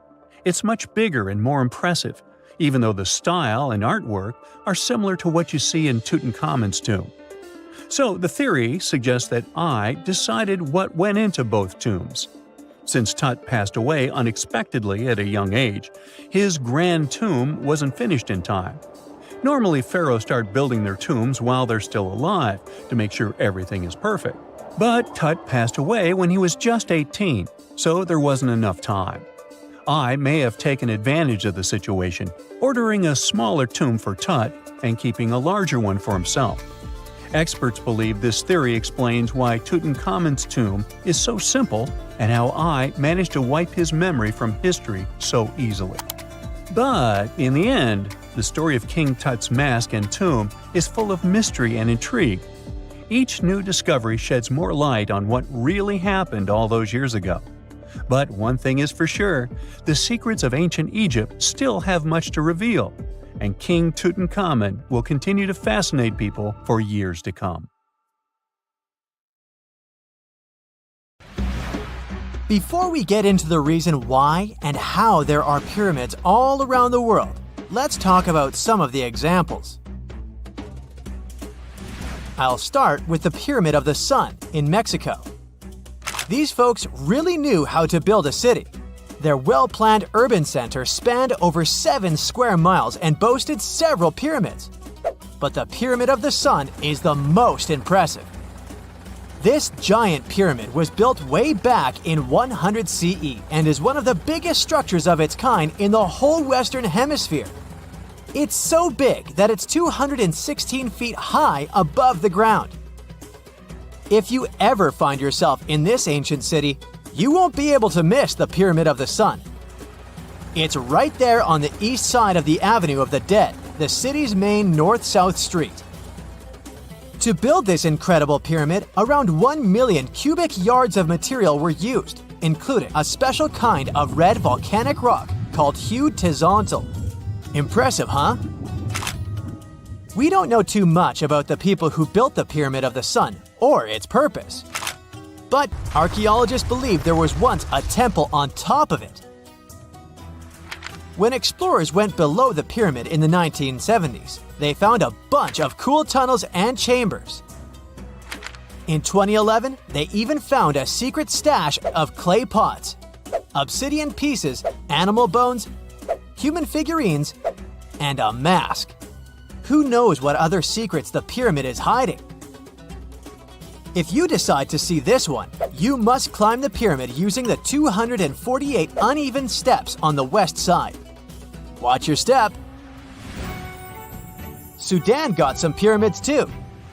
Nubian pyramids aren't as big as the ones in Egypt, but they still got around 200 of them. These ancient pyramids have been home to the tombs of the pharaohs of the Meteoritic kingdom for almost 1,000 years, who ruled Egypt from Nubia to the Mediterranean Sea. The pyramids at Meroe were constructed using granite and reddish sandstone. Oh, and did you know that Sudan has more ancient pyramids than Egypt? The Kushite pyramids depict the indigenous architecture and burial traditions of Nubia's Napata and Meroe kingdoms, which ancient Egypt influenced. Meroe, the burial site of over 40 queens and kings, is the most extensive Nubian pyramid site. The tomb walls depict mummified royals bedecked in jewelry, their wooden caskets containing bows, quivers of arrows, and other artifacts pointing to the Meroitic relationship and trade with Egyptian and Greek civilizations. So if you're looking for some ancient tombs to explore, you may consider skipping the crowds in Egypt and heading on down to Sudan. Let's fly to Iraq to see some more pyramids. Ziggurats have fancy receding layers and tiered temples. Instead of a smooth exterior, it has tiers like a cake. Perfect for all the important work and rituals that went on inside. You can find these towering structures scattered throughout Iraq and Iran, and they're a real testament to the power and skills of the people who built them. One of the biggest and most impressive ziggurats is the ziggurat at Ur. It's basically a giant rectangular pyramid that stands a whopping 70 to 100 feet tall, with 3 levels of terraces and a temple on top. Can you imagine how many baked bricks it took to build that thing? Try 720,000 for just the lower portion. This particular ziggurat was built for Sumerian king Ur-Nammu. Similar to other ones, this pyramid has been around for thousands of years, so it got a little rough around the edges. Thankfully, the Babylonian king Nebuchadnezzar II and some archaeologists came to the rescue in the 6th and 20th centuries respectively, and now you can find this near Talil Air Base. The ziggurat at Ur was built in 2100 BCE by King Ur-Nammu for the moon deity Nana. It was the tallest building in the city, and you could see it from miles around. It was like the medieval cathedral spire of its day. People would come here to bring their agricultural surplus and get their food allotments and seek spiritual nourishment. Sadly, the Nana temple at the top of the ziggurat didn't survive, but we do have some blue glazed bricks that may have been part of its decoration. The lower parts of the ziggurat are pretty amazing though. The architects even included holes in the temple's baked exterior to let the water evaporate from its core. Since we explored some of the pyramids on our planet, let's take a broader perspective. They can be found in many parts of the world. Egypt has over 100 pyramids, double that number in Sudan, and dozens of others are scattered in the Middle East and China. The Americas have the most pyramids in total, with more pyramids than the rest of the world combined. These pyramids are located in Mexico, Guatemala, Honduras, and El Salvador. Time to know more about the evolution of pyramids through history. The oldest pyramid is in Egypt. This pyramid was a step pyramid, which was created by placing one layer of stone on top of another. The pharaoh Sneferu is credited with creating the pyramid shape we recognize today. During his 45-year reign, he built 3 pyramids. His first 2 attempts failed, but he finally got it right with the Red Pyramid, which is considered the first true pyramid. It was Sneferu's son, Khufu, who built the Great Pyramid of Giza, which was the tallest human-made structure on Earth for almost 4,000 years. Latin American pyramids are similar to early Egyptian step pyramids, but they were built independently, with no knowledge of each other. The pyramids in Sudan were built around 700 BCE and are tall but much narrower than those in Egypt. How in the world did all these civilizations build these things without even texting each other? After all, the Aztecs, Mayans, and ancient Egyptians were about as different as possible. But despite their cultural differences, they all seem to agree on one thing: pyramids were pretty cool. Step pyramids are all around the world because they were the most feasible and stable way to build large and tall structures without access to lighter building materials like wood and metal. The triangular form with a square base is the best way to build a sturdy structure, and having a cube structure would require more material for less height. Now, when it comes to pyramid design, the Egyptian pyramids were like giant triangles with a square base, smooth sides, and a pointy top. On the other hand, the Aztecs and Mayans went for a tiered cake look, with steps leading up to a flat platform on top. So, while all these pyramids share the same basic shape, they have their own unique flair. Each group built its pyramids using different materials, techniques, and slope angles. So while they may have been inspired by each other's work occasionally, they were just doing their own thing. Egyptian pyramids had smooth, angled sides that were designed to help the pharaoh's soul ascend to heaven. The Pyramid of the Sun was built over a series of caves that served as a passageway for the deities. The Maya built the temple of Kukulkan in Chichen Itza to honor the deity Kukulkan, usually represented by a serpent. Nicknamed El Castillo, it has 91 steps on each side, plus a platform. That's 365 steps, one for each day of the Mayan calendar. Tell me, Brightsiders, how were pyramids built? To begin with, humans made them, not a foreign race from space that landed on Earth. You see, one thing that all pyramids have in common is that they were built without advanced tools or even the wheel. It took a lot of people to build them, including skilled laborers and architects. For example, it's estimated that 20,000 people built the Great Pyramid of Giza, and it's believed that most of them were skilled laborers. Building pyramids was a massive undertaking that required years of planning and effort. The Great Pyramid at Cholula, Mexico, took 600 years to complete. Consider the Great Pyramids, one of the original 7 wonders of the world and the only one that still exists today. Did you know that the pyramids of Giza weren't the only pyramids out there? And they weren't even the first ones. First, there were the pretty good pyramids, but they didn't catch on. Nah, I made that up. Back to the story. In ancient Egypt, it was believed that kings were chosen by gods to serve on earth as their mediators.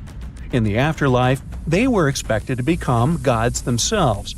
The pyramid complex was built to make sure that the king had everything they might need in the afterlife.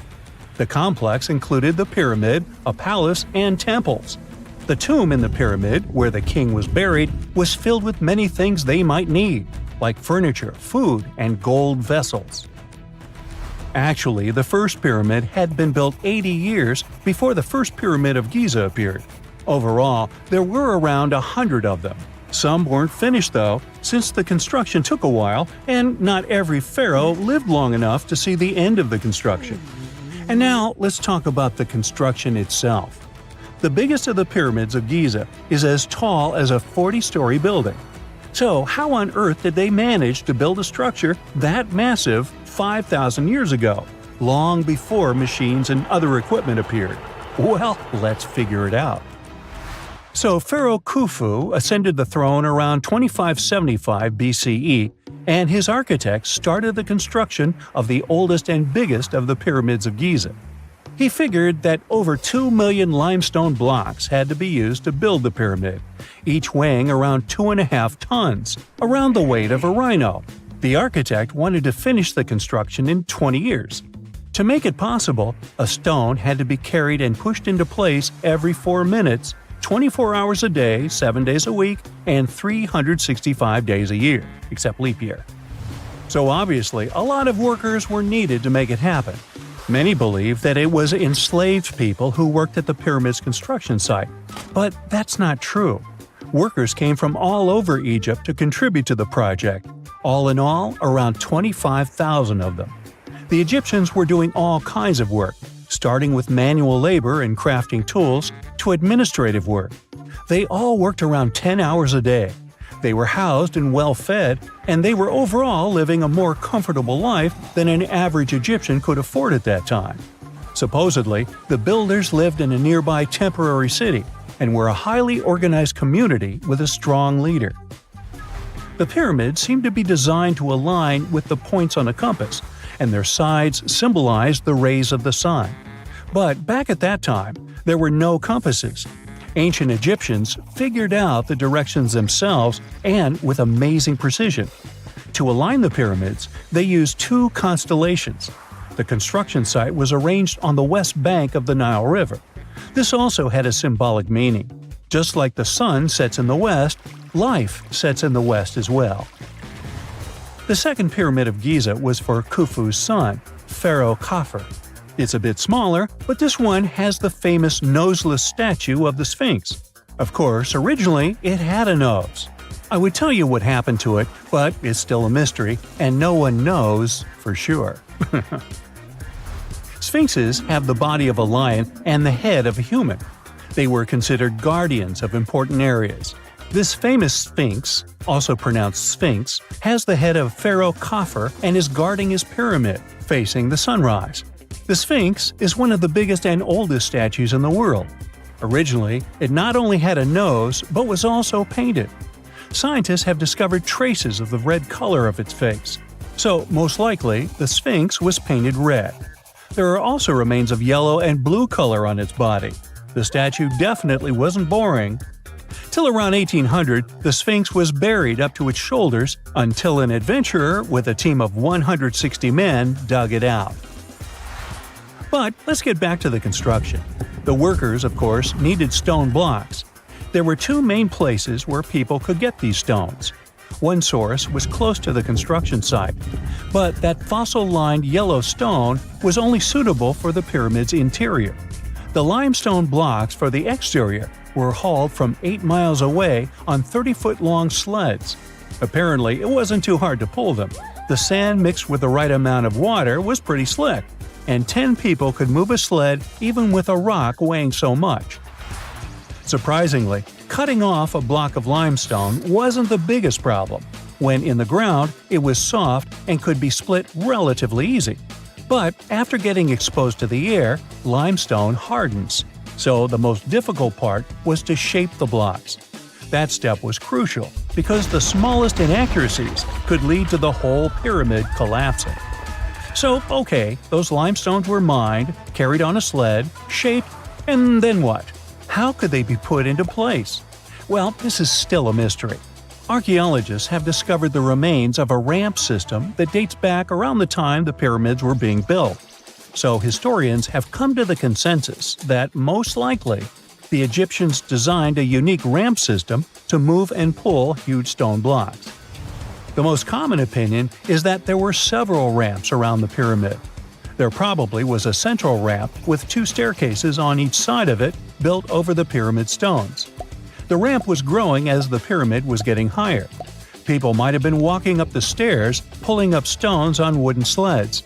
But this is just one of the options. Other experts say that the ramps were around the pyramid, and some say that the ramps were inside the pyramid. Maybe we will never know for sure, and it'll forever remain a mystery. The exterior limestone of the pyramid was polished with sand and stone until it gleamed. On top, there was a gold and silver capstone, which glimmered over Egypt like a second sun. So that's how it was 5,000 years ago. Now, about the interior. Surprisingly, there's not much inside the pyramid. Most of it is just solid stone with very little open space. But let's take a quick look inside. From the entrance, there are 2 stairways, one going down and the other going up. They take us to the chambers. There are 3 of them inside. Now, why is that? Apparently, throughout the whole construction, a burial chamber had to be prepared at all times, just in case a pharaoh kicked the bucket before the construction ended. So separate chambers were built one after another as the construction progressed. The last of them was the main one. It's called the King's Chamber. It's the one where Khufu was resting. It's the biggest room at the very heart of the pyramid, and there's a big passageway leading to it. It was likely used as a kind of elevator to move granite up to build the interior. Granite was also used to make 5 stories of support beams to ensure that the pyramid didn't collapse. And we can see that it worked since it's been standing for centuries. Unfortunately, none of these chambers have hieroglyphs on the walls. If you want to see the writings, you should go to the decorated tombs near the pyramids. Those pieces of art are depiction of ancient Egypt's culture and daily life. The texts allow researchers to study their language and grammar. The treasures that once were in the pyramids have been taken by people. There are also many secret tunnels and passages inside the pyramids, but even today, no one knows the whole plan of the interior. Scientists have been sending little robots with cameras inside for many years, but there's still a lot we don't know about the pyramids. Now they're trying to use an X-ray to scan the pyramids from the outside, without going inside. So yeah, ancient Egyptians did create a mystery no one has been able to crack for 5,000 years already. 2 centuries ago, a 31-year-old Frenchman stormed into his brother's office in Paris. He had only one thing to share. "I've got it!" The man was so excited that he immediately collapsed. He spent the next 5 days in bed recovering his health. Who was this mysterious person, and why was he so thrilled? Jean-François Champollion made one of the greatest scientific breakthroughs in human history. He had cracked the code of Egyptian hieroglyphs. This enabled scientists to finally unravel the secrets of this ancient civilization. They weren't able to read hieroglyphs for nearly 2,000 years. After the Romans took over Egypt, the intricate writing system slowly faded away from people's minds. The last of the hieroglyphic texts date back to the 4th century. For thousands of years, Egyptians used images to show their lives. But the knowledge of how to read these pictures was lost to modern science. The story of hieroglyphs began in 3250 before current era. That's when ancient Egyptians developed writing. Their motivation was to better organize the distribution and storage of goods. One of the earliest examples is a ceramic jar that had an inscription in black ink. There were 2 major writing systems. The first were the hieroglyphs, which literally means sacred carving. Egyptians carved hieroglyphs in stone on temples, tombs, and similar monuments for 3,000 years. They present a system of pictorial texts. A pictograph is a picture or a drawing that stands for an idea of a word. It's a precursor to the true writing as we have it today. For example, when Egyptians wanted to write ibis, they would draw a small image of the bird. Hieroglyphs can be found on walls. They were a formal way of writing. The other writing system was hieratic. Egyptians mostly used it when writing on papyrus. That's an early, thicker form of the paper we have today. It soon evolved into demotic. This improved version became the most common writing systems in ancient Egypt. Then, in the early 4th century BCE, Alexander the Great took control of Egypt. This was the time when the Greek Ptolemaic dynasty ruled the country. You've probably heard of the last ruler of this dynasty, Cleopatra. During her time, Egyptian Demotic and Greek were used side by side. The two started mixing, and by the year 100, a new language emerged, Coptic. It slowly replaced the ancient writing system. Only Egyptian priests used hieroglyphs for the next couple of centuries, and then their meaning was lost to history. But not forever. Arabs were the first who tried to solve the mystery of the hieroglyphs. Medieval travelers came across these strange symbols and wanted to understand their meaning. They consulted speakers of Coptic and translated text from Greek and Latin into Arabic to break the code of the hieroglyphs. During the Renaissance, Europeans also became fascinated with the legacy of ancient Egypt. Scholars from the Old Continent believed that hieroglyphs were a group of symbols as opposed to a written language. This was all about to change in 1799. A year earlier, Napoleon, the famous French ruler, arrived in Egypt. His subordinates constructed a fort that dated back to the 15th century. Rashid, or Rosetta, was a port town in the northeast of Egypt, near Alexandria. One section of the old fortification wall contained an interesting slab inside. The stone tablet was made of a granite-like rock. It was just 40 inches high and 30 inches wide. It contained 3 distinctive sections of text carved into it. The letters were in 3 scripts and 2 languages: hieroglyphs, Demotic, and Greek. It was a fragment of a larger ancient stela. These are upright stone slabs that are used to dedicate to a person or an event, but the one from Rosetta was damaged. 2/3 of the hieroglyphic text on the top was missing. The bottom Greek text lacked a cornerstone. The only fully preserved section was the writing in Demotic in the middle of the slab. It eventually ended up in the British Museum. The scientific community was intrigued, and the race was on to decipher it. Prints and casts of the slab went out all over Europe. Scholars already knew ancient Greek, so in theory, this shouldn't have been so hard. The first people who saw the Rosetta Stone thought the process would take 2 weeks. In the end, it took 2 decades. The main issue was the fact that hieroglyphs and spoken ancient Egyptian didn't have a connection anymore. Scientists didn't know what sounds the letters on the slab corresponded to. Imagine if English disappeared 1,000 years in the future. Then someone finds a tablet with the word dog. At first, they wouldn't know how to read the word or the individual letters. Even if they figured out how to pronounce the word, they wouldn't know its meaning. This is what linguists were dealing with in the case of the Rosetta Stone. The careful study of the artifact produced another find. The texts weren't direct translations of each other. They both described the same event, but in different words. It was like you saw a movie with 2 friends, and then all 3 of you wrote different reviews about it. The original text was probably in Greek, but the translators added extra words to make it sound more Egyptian. An English physician and physicist, Thomas Young, made the first great breakthrough. He knew that the name Ptolemy appeared several times in the text based on the Greek translation. This wasn't an Egyptian name, so it was impossible to represent it with a single image. The only way to spell out this Greek name was to use symbols that sound like it when produced. This is called transliteration, and we have it today as well. This is how foreign-sounding words are written down in Chinese or some Slavic languages. Young focused on sets of hieroglyphs in oval frames.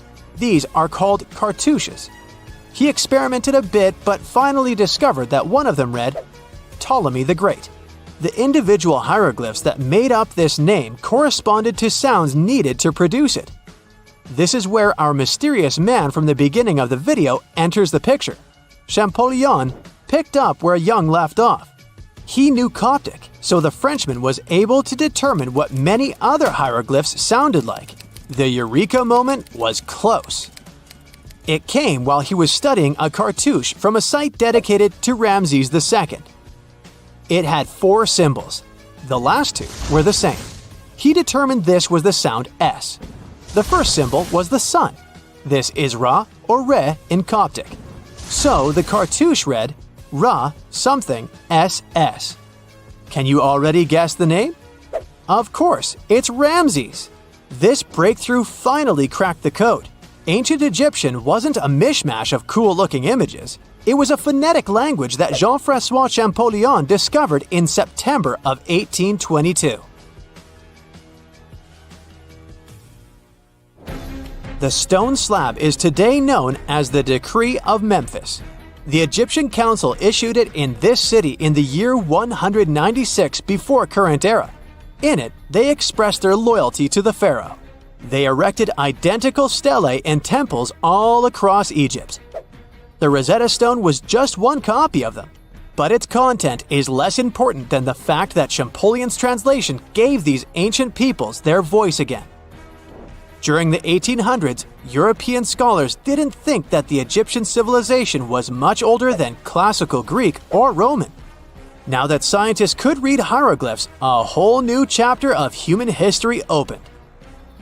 One of the most famous finds in the history of archaeology happened in 1922. That's when the British archaeologist Howard Carter discovered the tomb of Pharaoh Tutankhamun in Egypt's Valley of the Kings. The whole world admired King Tut's golden mask. But without Champollion's pioneering work, it would be impossible to know who its owner was. The young pharaoh's cartouche is phonetic. For instance, you pronounce the pictograph of a chick as the vowel U. The symbol for the key of life is an ankh, and there is a shepherd's crook in the end. It symbolizes the word ruler. The Great Pyramid was created as the final resting place of ancient Egyptian monarch Khufu. According to legend, French leader Napoleon entered the Great Pyramid and came back out looking shaken and super pale. He never revealed what he saw inside, but whatever it was is said to have affected him for the rest of his life. When Napoleon entered the pyramid, he would have walked through a super tight and ascending passageway. He'd then go through another passageway, known as the Great Chamber. This corridor would have been much taller than the previous one, and would have cobbles too. He then reached the King's Chamber, the centerpiece of the Great Pyramid, which was lined with huge blocks of granite. But it wouldn't have looked as grand as we might imagine. There are no hieroglyphics decorating its walls, as Egyptians only began decorating the burial chambers of pyramids much later on. The pharaoh's tombs deep inside the pyramid would have also been filled with treasures, from chunks of gold to the world's most expensive jewelry. But this would have all been looted a long time ago. The only thing that probably would have been left in there would have been a huge sarcophagus, which would have once contained the king's mummy. He'd also have to walk past the queen's chamber. This room most likely didn't hold any queens though, as pyramids were usually only built for one person. There are mysterious tunnels leading from here. To this day, no one is really sure what they're there for. And that's not the only mysterious and creepy thing Napoleon may have encountered, as stories of pharaohs leaving ancient curses on pyramids go way back. Many pyramids had warnings written on the outside, telling of horrifying things that would happen to those who entered and disturbed the peace. We might not know what exactly Napoleon found in the Great Pyramid that scared him so much, but we know for sure what was found in Tutankhamun's tomb. Tutankhamun was an ancient Egyptian pharaoh who was only 8 or 9 years old when he took to the throne. He became a cultural phenomenon when his tomb was discovered almost completely intact in 1922. His pyramid sits in the Valley of Kings in Thebes, modern Luxor, which is in Egypt. Unlike the Great Pyramid, Tutankhamun's tomb was covered in beautiful wall decorations. The walls told the story of how he would travel to the afterlife through the underworld. Egyptians believed all people would have to take this journey, so they would fill their tombs with objects and paintings to help them get there. There'd also be spells painted on the walls. They believed this would help people pass over to the next realm. The journey would be pretty long, and for that reason, the ancient Egyptians would also fill the pyramids with food. Tutankhamun's pyramid was filled with 8 fruit baskets. They even found something called gingerbread fruit in there. The rooms were jam-packed with furniture, statues, clothes, and staffs, amongst a whole bunch of other things. You'd likely find a lot of clothes and expensive jewelry in the pyramids as well. The ancient Egyptians wanted their ancestors to travel in style to the afterlife. They put Tutankhamun in his final resting place with over 50 pieces of clothing, all of the highest quality. There were tunics, scarves, gloves, and headdresses, and a ton of jewelry. Bracelets, pendants, necklaces, rings, and scarabs for protection were all found inside. Each of them was made of gold or precious stones. There were also fans made of ostrich feathers to keep the old pharaoh cool in the hot Egyptian sun. But the temperature inside the pyramids never actually went above 68 degrees Fahrenheit. The ancient Egyptians developed a super cool air conditioning system that we don't fully understand even today. Tutankhamun's pyramid also contained 130 walking sticks made from ebony, ivory, silver, and gold to help him on his journey. There were 3 chariots hidden away in case he got tired of all the walking. They also put 11 boat paddles inside, but there was no sign of any boat. The pyramids would be littered with the pharaoh's favorite scents and perfumes. During the excavation of Tutankhamun's pyramid, it quickly became clear that it had been robbed during ancient times. There was damage to doors and traces of oils left in empty jars. It looks like someone raided the pyramid for gold and the scents, perfumes, and oils that had been left for King Tut. There was still a bit of perfume, which was made from coconut oil and frankincense, left in one bottle. It seems like Pharaoh Tutankhamun loved board games. There was an ivory traveling set of Senet in his pyramid. Although we don't know for sure exactly how to play it, we have figured out it was sort of an ancient Egyptian version of backgammon. It looks like it was a 2-player game where the goal was to knock your opponent off the board. Not really sure who Tutankhamun's mummy was supposed to play with, though. The ancient Egyptians had some rituals that may seem pretty strange to us. For example, they used to shave their eyebrows off if they ever lost a cat. So it's not too surprising they put some really weird things inside pyramids. Archaeologists discovered a collection of mummified cats and scarab beetles in pyramids that date back more than 4,000 years. They were found in the pyramids of Saqqara, which is south of Cairo. They also found a bunch of makeup kits and mirrors inside. Makeup was worn proudly by both men and women in ancient Egyptian times. Eyeliner was the most popular cosmetic. The Rosetta Stone was one of the best discoveries ever made in pyramids. It was found by our man Napoleon Bonaparte and his team. It's a black granite rock that dates back to 196 BCE. It's transcribed in Greek, Demotic, and hieroglyphic.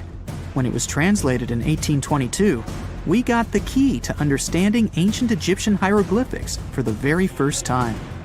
The discovery of Queen Hatshepsut's mummy in 1903 changed our understanding of the Egyptians forever.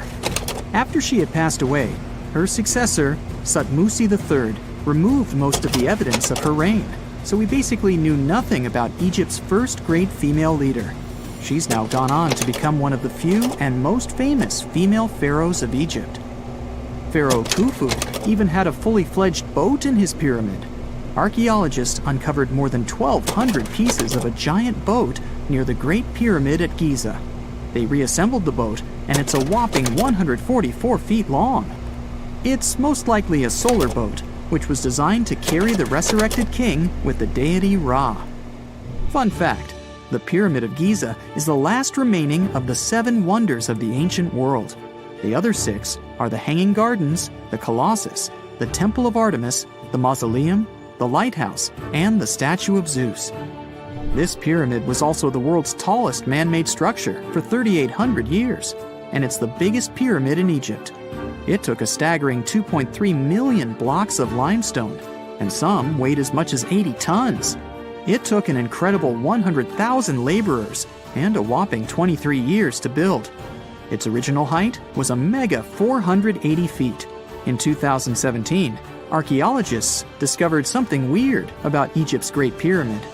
There's a hidden void that's at least 100 feet long, and no one really knows why it's there or what's actually inside it. The weird void is the first inner structure discovered within the 4,500-year-old pyramid since the 1800s. Scientists used cosmic rays to detect the massive hole, but are still no closer today to finding out what's inside. The ancient Egyptians took a lot of care building the pyramids, and everything was strategically placed and structurally sound, so it's super unlikely that this hole is due to blocks falling over time. Loads of pyramids also contain small model figurines called ushabti. These represented attendants.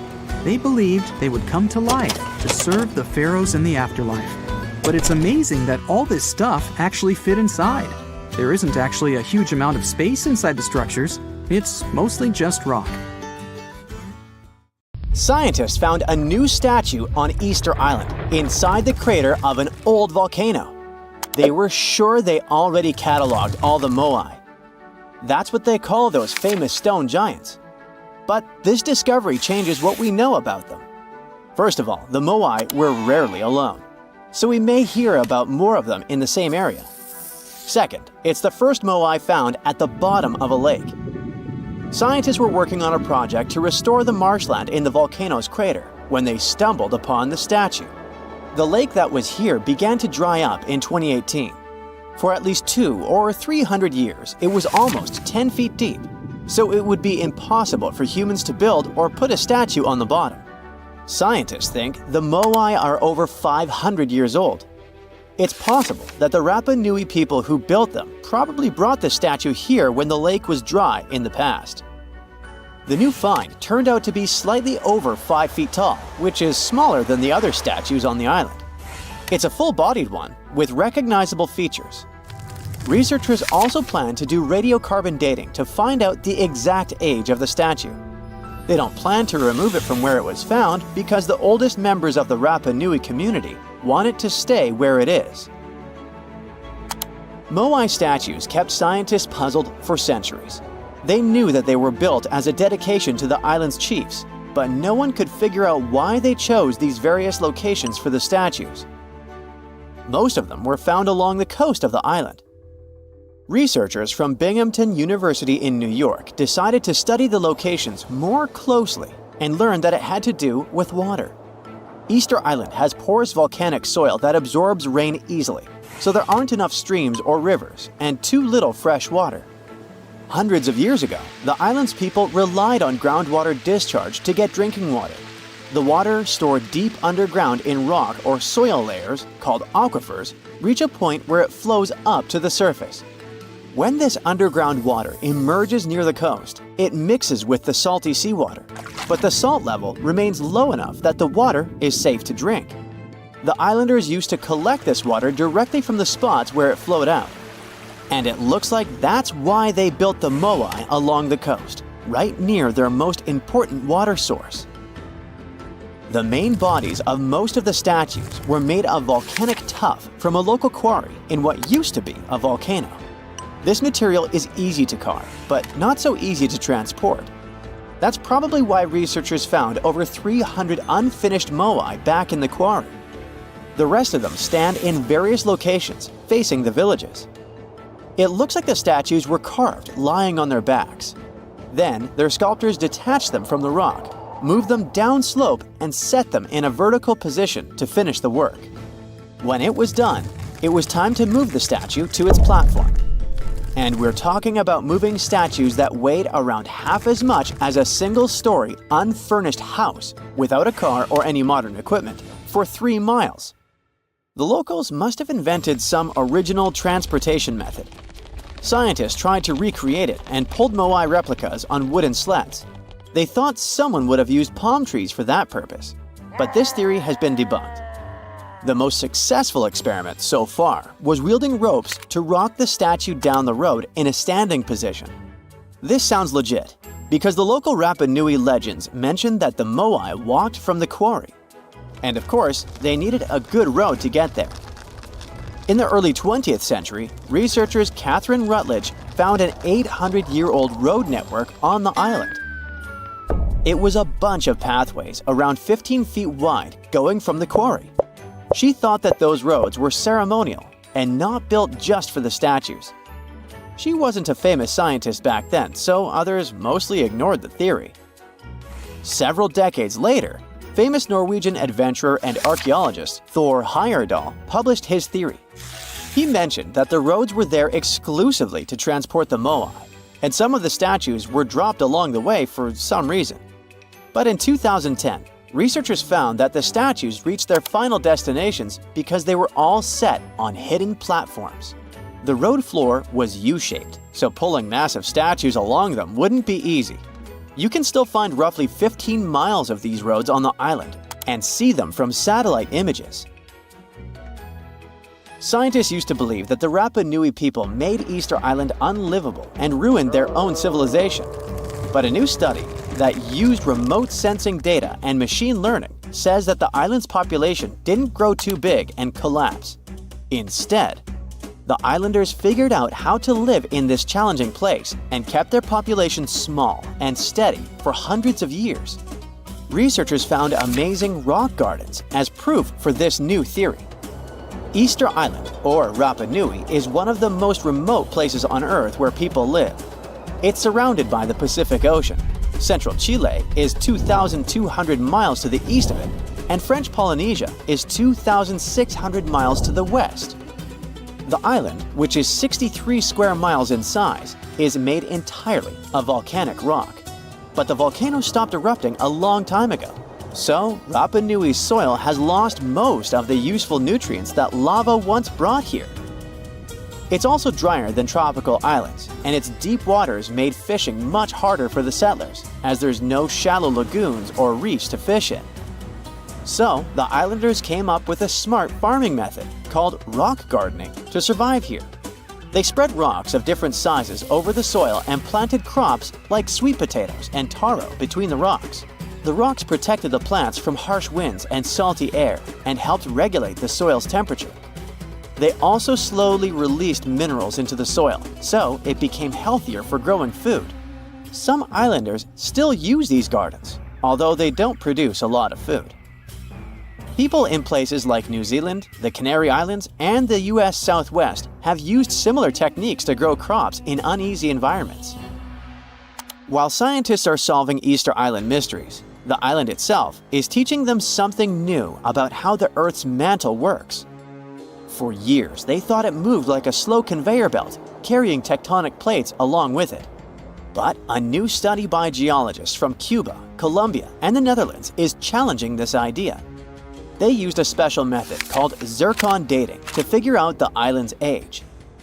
Zircons are tiny crystals that form when magma cools, and they have traces of uranium inside that turns into lead over time. So, the scientists measured this change to tell the age of zircons. And they were shocked when they saw that some zircons were way older than expected, around 165 million years old. The island itself is only 2.5 million years old. The scientists found that these ancient zircons came from deep inside the mantle, under the tectonic plate, by magma from earlier volcanic activity. Easter Island's volcanoes are part of a group called hotspot volcanoes, formed by hot plumes of rock rising from deep within the Earth. Normally, these plumes stay in one spot while the Earth's crust moves above them and creates a chain of islands, like Hawaii. But the discovery of ancient zircons on a younger island shows there's more going on deep underground than we thought. Research showed that 165 million years ago, a giant volcanic plateau existed where Easter Island is now.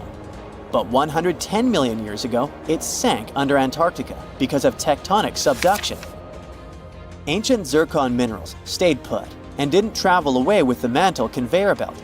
So, it looks like the mantle near hotspot plumes doesn't flow as much as scientists used to think. It stays still. This new idea could lead to big changes in how we understand plate tectonics and how the Earth's inside moves over time. Humans invest a lot of time and money exploring the unknown. First outer space, then the ocean floor. But there's another frontier we're trying to conquer. Scientists call it the deep frontier. I'm talking about how far down to the Earth's core we've made it so far. During the 60s, humans tried digging the deepest man-made hole on Earth. This took us deep into the Arctic Circle. What later became known as the super deep borehole is also the deepest artificial point on Earth, reaching the depth of 40,230 feet. It took 20 years to drill this far into the Earth's crust, and researchers say this is only about 1/3 of the way through to the mantle. Here's a quick anatomy of our planet. If the Earth is like an onion, the crust is like the thick skin of this onion. This part is only 25 miles thick. Beyond this is the 1,800-mile deep mantle. And after that, right at the center of the Earth is the core, which is made up of 2 layers, inner and outer. Now, can you guess where on the planet the crust is at its thinnest? On the ocean floor. When American scientists understood that, they started drilling holes on the seabed.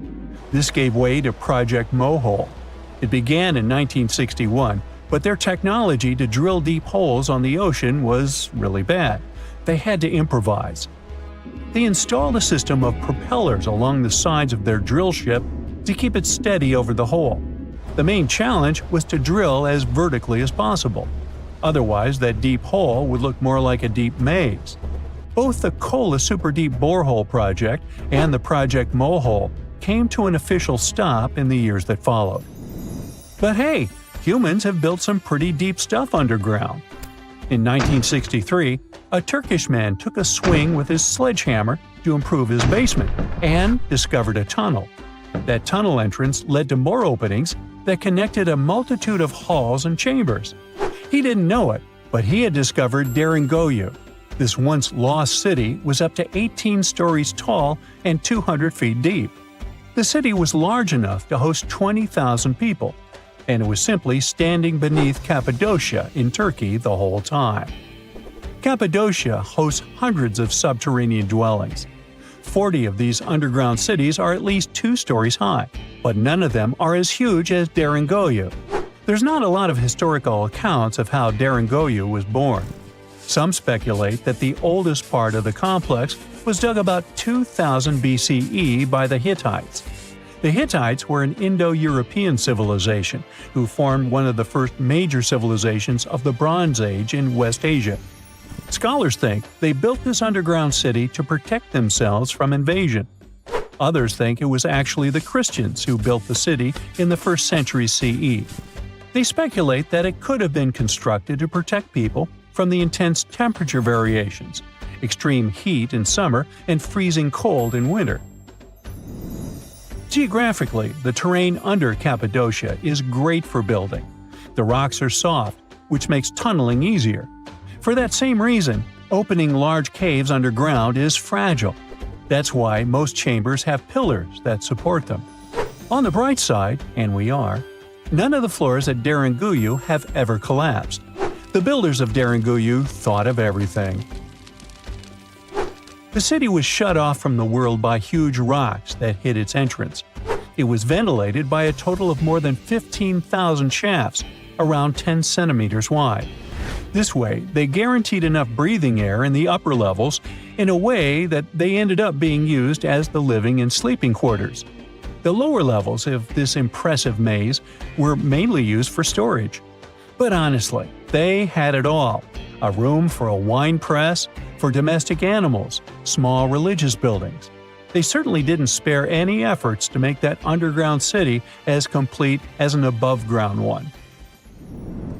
Now, speaking of impressive underground stuff, Switzerland has the longest tunnel in the world, built here on the Swiss Alps. This absurdly huge tunnel was built over 8,000 feet below the surface. Check this out. This is what the Gotthard-based tunnel looks like. The first idea to build the tunnel was put forward as early as 1947, but construction only officially began in 1999. It took them years to approve the project and then scout for the perfect location. Even so, the 73 different rock types that compose Massif turned the construction into a real challenge. Some of the rocks were as hard as granite, and others were as soft as sandstone. This meant they needed different approaches and equipment so the whole thing wouldn't crumble down. Overall, they had to excavate about 28 million metric tons of rock to make way for the tunnel. There were many other challenges to build that far into the earth. The deeper into the mountain they got, the hotter the temperatures were. Since there's no natural ventilation, temperatures would get as high as 115 degrees Fahrenheit, making it really hard for workers to endure. The tunnel stretches for 35 miles from one end to the other. During the construction, workers had to use 4 massive tunnel boring machines, aka moles, to penetrate through the massif. Each of these moles was around 1,400 feet long. But that was one of the best things they could do, since these machines limit the disturbance to the surrounding ground and help to produce a smooth tunnel wall. You'd never guess that the world's deepest basement belongs to the Sydney Opera House in Australia. The building goes as deep underground as it grows above ground. But this basement isn't just the Opera House's foundation, it's a parking lot. This unique parking garage penetrates 120 feet underground, or 12 stories deep, while most car parks are only 4 or 5 stories deep. But that's not all that makes it unique. You see, if they decided to build a normal rectangular parking space, this would end up eliminating a bunch of possible parking spaces. And since they wanted to maximize the space they had available, they had to come up with some superb structure. First, they opened up a man-made cavern to make that dream possible. Then they had to come up with a design. That's what led to the donut-shaped cavern, or what engineers call a double helix. This design shocked the engineering community for its innovative approach. But hey, it worked! Today, there is space for over 1,000 cars down there, which seems about right for an opera house. Let's wow once again real quick. Some underground structures may take up to an hour to reach. Take this gold mine in South Africa that lies around 2.5 miles below the surface. Yeah, you may think, hey, it's just a couple of miles, why does it take an hour to get there? But the conditions are hard and it's not for the weak. But Milan Ladina, an Ecuadorian runner, even completed a half marathon there, despite temperatures reaching 104 degrees Fahrenheit, high humidity at 80%, and an atmospheric pressure of 1.4, comparable to what divers experience 5 meters under the sea. Yikes. In the ice caves of Mount Rainier in the United States, vibrant blues and whites form breathtaking ice sculptures that sparkle like precious gems. But don't get too close. These delicate formations are constantly at risk of collapse. As temperatures rise, ice chunks and flakes, some the size of a small car, break loose and fall from the cave ceiling.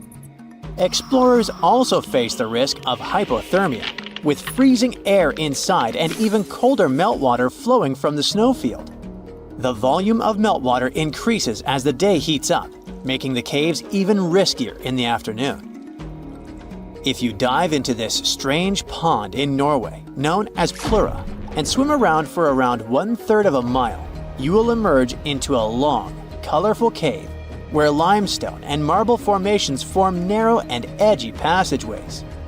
If you are an okay diver, who does it just for fun, you can end your exploration there. But this cave system is the deepest in Northern Europe, so highly trained and experienced divers can continue exploring the course, which quickly plunges much deeper through pitch-black, ice-cold water, becoming narrow and difficult. In winter, temperatures drop to around 36 degrees Fahrenheit. Sadly, Tragic incidents have marked this cave's history, as lost divers have faced perilous retrieval efforts. Jacob's Well in Texas looks like a calm 12-foot swimming hole, inviting and refreshing. Yet, what lies beneath is a treacherous sinkhole leading to a hidden underwater cave system. The dark, secretive depths beneath the placid water descend vertically for about 30 feet, then continue downward at an angle through a series of silted chambers separated by narrow restrictions, finally reaching an average depth of 120 feet, which is about the height of a Ferris wheel. Despite its pretty appearance, the well claimed 9 lives between the 1960s and the 1980s, but some people speculate that the actual number could be higher. This is why these dark, secretive depths are still known as some of the most dangerous diving locations in the United States. As we dive deeper into the Earth, we find ourselves in Verkhovnica Cave in Georgia, known for being the deepest cave in the world. It is over 7,000 feet deep, plunging into the unknown, where there is a real risk of deadly floods from underground sources. At the deepest level you can reach, there's a stunning turquoise lake surrounded by jet black limestone. It is described as a beautiful yet eerie spot that can quickly turn into a scenario where you need to fight for survival. When storms and thunder hit, the roar inside the cave is almost deafening, and the water floods rise really fast. When this happens, explorers cannot afford to wait. They must find a way out immediately. The thing is, caves and storms together are a seriously dangerous mix. Take, for example, the event that occurred in 2018 that had the whole world glued to the news. 12 boys from a junior soccer team went exploring in Thailand's Chiang Rai province with their coach. They raced their bicycles up into the forested hills to reach the Tam Long Cave. In high spirits, they clambered into the cave with just their torches, planning to stay for only about an hour. But they didn't emerge until 2 weeks later. That's because right after they entered there, heavy rainfall began, partially flooding the cave system, blocking their way out, and trapping them deep inside. This is how the world learned about the real dangers of the Tam Long Cave. The Kidam Caves, located in Mount Elgon National Park in Kenya, is considered one of the most dangerous caves in the world. The cavern walls are covered in scuffs and marks that appear to have been made by miners searching for gems or gold. But later, it was discovered that those strange marks were actually made by elephants that go inside and mine the rock, seeking its sodium-rich salts. Although it is interesting, that's not the reason the cave is so frightening. It turns out these caves have a long history of being a breeding ground for some of the most fatal viruses in human history. Just to be safe, it's best to stay far away from there. In Mexico, the Nika mine offers a jaw-dropping spectacle of gigantic crystals towering over visitors. This otherworldly landscape is more than just a visual marvel. It's also bathed in extreme heat, with temperatures rising as high as 136 degrees Fahrenheit. Additionally, the air in the cave has 90 to 99% humidity, making the environment feel even more unbearably hot. But before you start making travel plans to visit this amazing natural site, keep in mind that this cave is completely off limits to tourists. Only scientists with special permission can enter, and they must wear protective gear.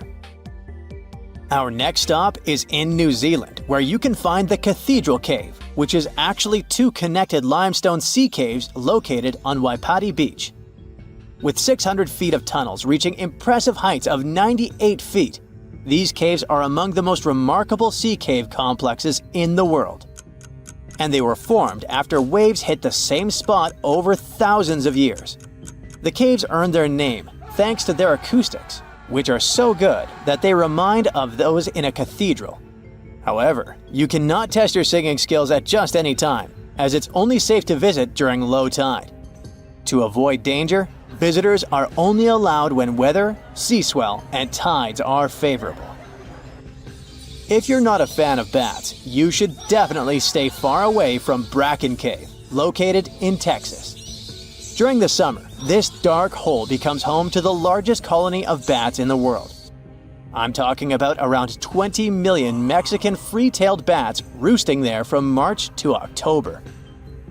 Those people who are brave enough to approach say it's like watching a ballet as millions of bats emerge from the cave in synchronized waves, never once bumping into one another. If you listen closely, you can hear their wings flapping, which people describe as sounding like steady, gently falling rain. Now we arrive at Cueva de los Teos, which is known for an enigma that has intrigued explorers for decades. Located in the Andean jungle of southeastern Ecuador, this cave can only be accessed through a narrow 230-foot vertical drop known as the chimney. Inside, explorers find a labyrinth world of chambers the size of large buildings, connected by narrow galleries and impressive halls, some of which are pierced by jagged stalactites and stalagmites. If that isn't enough to make your heart race, wait. Cueva de los Teos is rumored to contain ancient artifacts and secrets from civilizations long past. Some say it holds a metal library with golden plates engraved with a previously unknown history of humankind. Others believe that the tunnels are too perfect to be natural, suggesting they must have been created by ancient people, possibly with the help of extraterrestrial technology. These rumors have spurred many expeditions to the cave, including one led by Neil Armstrong. Yes, that Neil Armstrong, who sought to uncover its mysteries.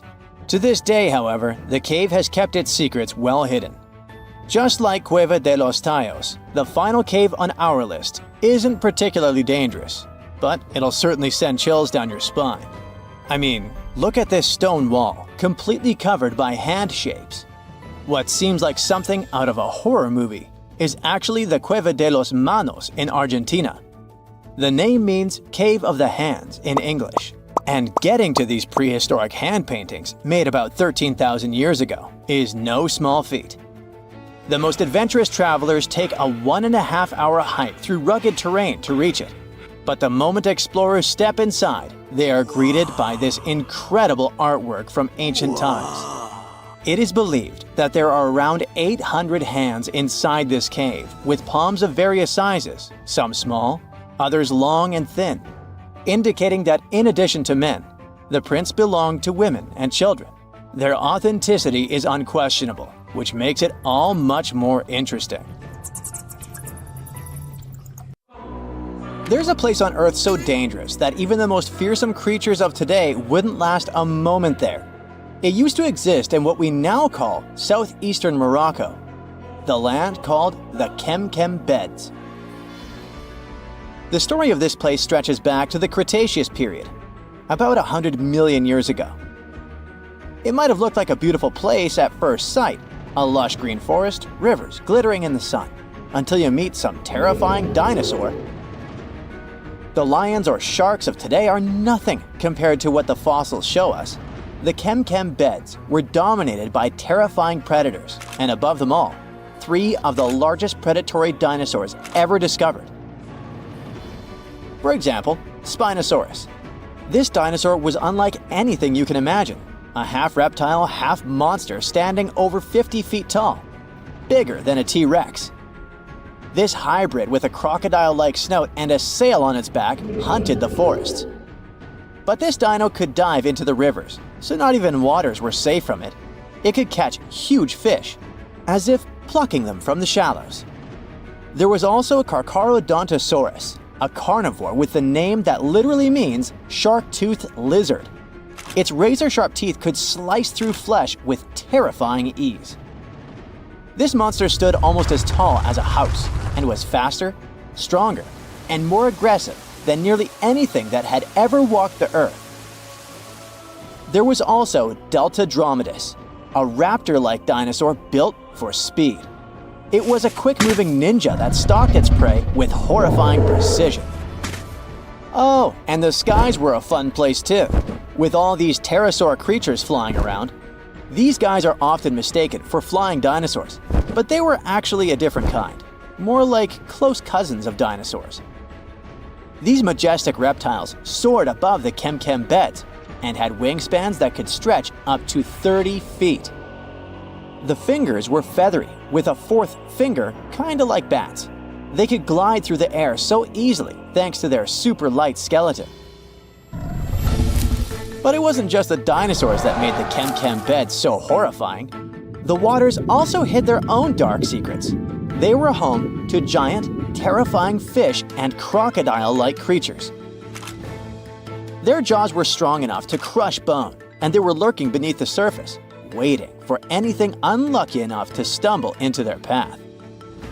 One of the river creatures was Sarcosuchus, also called the super croc. Being about 40 feet long, it could easily swallow an adult human.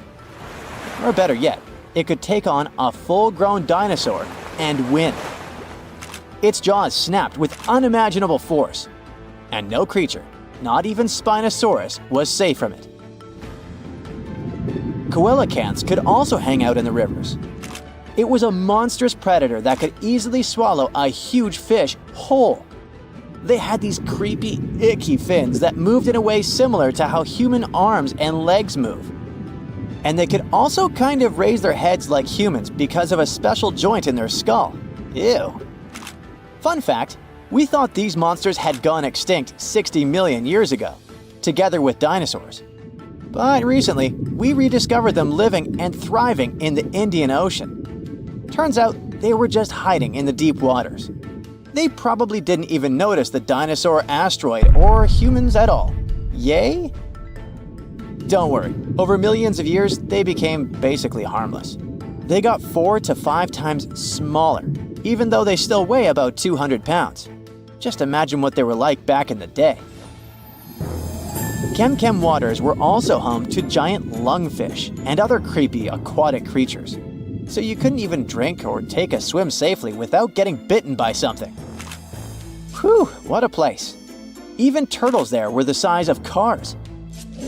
Imagine trying to survive in a world where creatures like this are literally everywhere. And I mean everywhere. This place was unique not because huge beasts lived there, but because of the sheer number of predators. You might think, it shouldn't be that easy for all these predators to hang out in one place, right? And you're right. Seems like prey was scarce there. That's even more chilling. All the predators just wandered around, hunting whatever meager life remained. And if there's none, then fighting each other. For years, scientists have wondered why it was the case. Maybe that's just how life was back then. And all corners of Earth were crazy like that. Or is there something special about this place? Some even say that maybe it's just because we only found predators' fossils, while normal friendly animals have disappeared, and that the fossil record might be skewed. But who knows? And the environment itself was just as fascinating as the beasts who lived there, just a bit more friendly. It's hard to imagine, but back in the day, this desert was a green paradise, humid and full of rivers. The heat of the sun scorched the land. The climate was hot, so hot that even the poles were warm. The weather there was extreme. Dry seasons followed by intense storms, which shaped the land and life. The giant rivers carved their way through this landscape.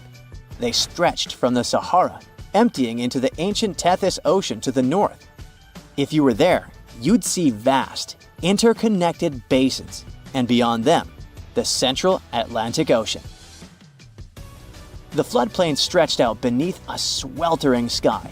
The rivers were just as wild as local animals, flowing lazily one day, but raging like furious beasts the next. At first, these rivers were powerful, carving deep channels through the land and creating wide sandbanks. But over time, they slowed down, and the landscape changed into shallow ponds and salt-covered flats. As water gradually faded away, it left behind a patchwork of wetlands and slow-moving waters. Right now, the Chem Beds is a vast, rugged desert where time has stood still for millions of years. If you visited it, you'd see a giant escarpment, its rocky face winding along the border of Morocco and Algeria, bathed in the sun's harsh light.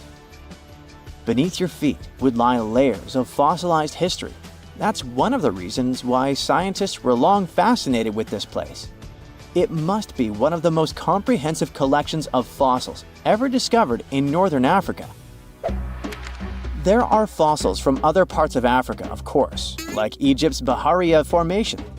But they don't tell us much about life during this time, not like Chem. That's all because those rivers we mentioned in hotter and drier places, they've eroded or still remain buried under the sand. The first discoveries from Chem began in the late 1940s. A scientist named Schubert uncovered bony fish fossils among the escarpment near the Morocco-Algeria border. Just a few years later, a paleontologist, René Lavocat, took things to the next level. Traveling by camelback, he scoured the desert landscape and uncovered a real treasure trove of fossils. He found the partial skeleton of a massive herbivore dinosaur. Finally, at least one peaceful creature in the Chem Beds. This long-necked giant roamed the ancient river valleys and ate leaves like a good boy. For the next several decades, scientists only did small-scale fossil hunting expeditions to this place. There were modest discoveries made here and there.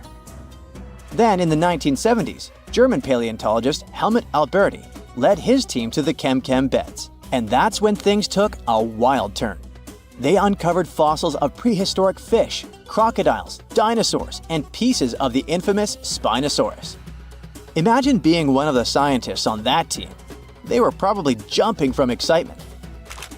By the mid-1990s, the fossil game changed dramatically. Incredible new species were identified from the Chem Beds. Over the years, the discovery pace has only accelerated. Paleontologists, armed with new tools and techniques, have uncovered more fossils than ever before, and there's only more to come. 1,000 years ago, near modern-day St. Louis, Missouri, there was a vibrant, bustling city called Cahokia. It was a Native American city, the largest and most influential one in Mississippian culture. At its peak, around 1050 BCE, Cahokia was home to as many as 30,000 people, making it larger than Paris at the time. But what's interesting is that Cahokia didn't have any big marketplace. Usually trade was the backbone of any big city, yet this one stood out for archaeologists. That's because Cahokia wasn't about commerce. It was about culture, community, and parties. The people who lived there threw massive parties that would last for days. The city's grandest feature was its 50-acre plaza, surrounded by amazing earthen pyramids. This massive space could hold over 10,000 people. Imagine them all gathering there for festivities, dancing, drinking coffees and teas, feasting on deer, and betting on sports. The events were super lively. Cahokians would wear awesome costumes, style their hair in interesting ways, and decorate their bodies with tattoos. Athletes were playing a game called Chunky, where they hurled spears at a rolling stone disc, competing to get as close as possible. The roar of the crowd filled the air, and performers showed off their skills. These celebrations were so wild, they left traces in history. After the parties ended, Cahokians cleaned up by tossing leftovers into pits. Archaeologists have uncovered these waste pits, and they were filled with food remains and pottery. One pit alone contained the remains of 2,000 deer, and that's from a single event. They also found traces of yaupon holly, a caffeinated plant that was traded from hundreds of miles away. This just shows how much effort and thought Cahokians put in their celebrations. Would you like to live in a city like this? But aside from all the fun and games, Cahokia was also deeply complex and spiritual. The city was built on a landscape that mixed dry land with swampy patches. Many people believed that this symbolized the connection between the world of the living and the dead. The people of Cahokia saw their city as a bridge between these two realms. They built earthen mounds, both for ceremonies and rituals, and as construction support. These mounds rose from the swampy areas. Meanwhile, people settled in the drier spots. Elevated pathways connected these neighborhoods, creating a physical link between life and death. Isn't it sad that some ancient metropolises that rival modern cities in scale just disappeared? Cahokia's story came to a quiet end around 1350 CE, when the city was abandoned, all due to changes in environments and weather, floods, and other problems. But the influence of Cahokia was so big, it spread to distant places. Some of their traditions, like Chunky and Yaupon tea, have survived in native communities to this day. Today, Cahokia is a UNESCO World Heritage Site, and it's not the only megacity we lost. About 5,000 years ago, people in the Indus Valley built some of the world's first cities. Mohenjo Daro was an ancient city in what is now Pakistan. The city was built around 2500 BCE, and back then, it was a thriving hub of the Indus civilization. Sure, it was much smaller than modern cities, but it was quite huge at the time, around 40,000 inhabitants. It looks like the locals were crazily strict and disciplined people. The city's planning and organization were incredible. It was laid out in a grid pattern. Streets and important buildings aligned along the north-south axis, probably to match the movement of the sun and moon. They also built one of the most advanced systems for water and waste management of their time. The city had about 700 wells. Nearly every house had its own. Most homes also had private bathrooms with drainages and even underground sewers. This shows how skilled these people were at staying clean. And with all this discipline, it looks like there were no kings, queens, or even a central government. They could still have some authority, like local elites or elected officials, just not a classic strict monarchy or religion. Instead, people there cared about simplicity and order. They basically managed themselves, having standardized ways of doing things, from the way tools and potteries were made to how they traded. Which is why, unlike many other cities, Mohenjo Daro didn't have grand palaces, temples, or monuments. Instead, they had public areas known as citadels. People gathered at citadels for rituals, meetings, and storage of grain. And it seems like this way of life worked perfectly. Scientists found some seals and weights, which means the economy was well regulated. Archaeologists found some intricate artifacts like ivory, lapis lazuli, carnelian beads, and gold jewelry. Another famous find is the small bronze statue known as the Dancing Girl, which was discovered in 1926. Mohenjo Daro wasn't poor at all. And they also pulled off some awesome buildings. Staying clean was clearly way more important to them than displays of wealth or power. So they created the Great Bath, one of the most famous structures in the city. It's a large, watertight pool built with baked bricks, perched on a mound of earth, being almost a religious place, the closest thing they had to a temple. Meanwhile, the city itself was built on a series of mounds. They grew taller over the centuries as people added new houses and structures. Why did the city fail? No one really knows. There's something mysterious about the sculptures archaeologists found. Many of them seemed intentionally broken. This means the city's later inhabitants, maybe invaders or something, destroyed them for some reason. Some scientists think that the Indus River may have shifted course, disrupting agriculture and trade. But there's no evidence of a flood or any big event like this. It just seems like, over time, the entire Indus civilization just gradually faded away. By 1900 BCE, the culture had shifted and didn't leave much behind.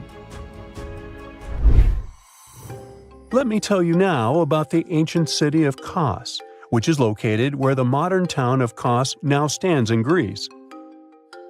Imagine arriving by sea, and the first thing that hits you is the sheer grandeur of its agora, this massive public square built with stones in different colors, laid out on terraces that rise above you. It was one of the biggest in the ancient world, and it made a great impression on anyone approaching the city.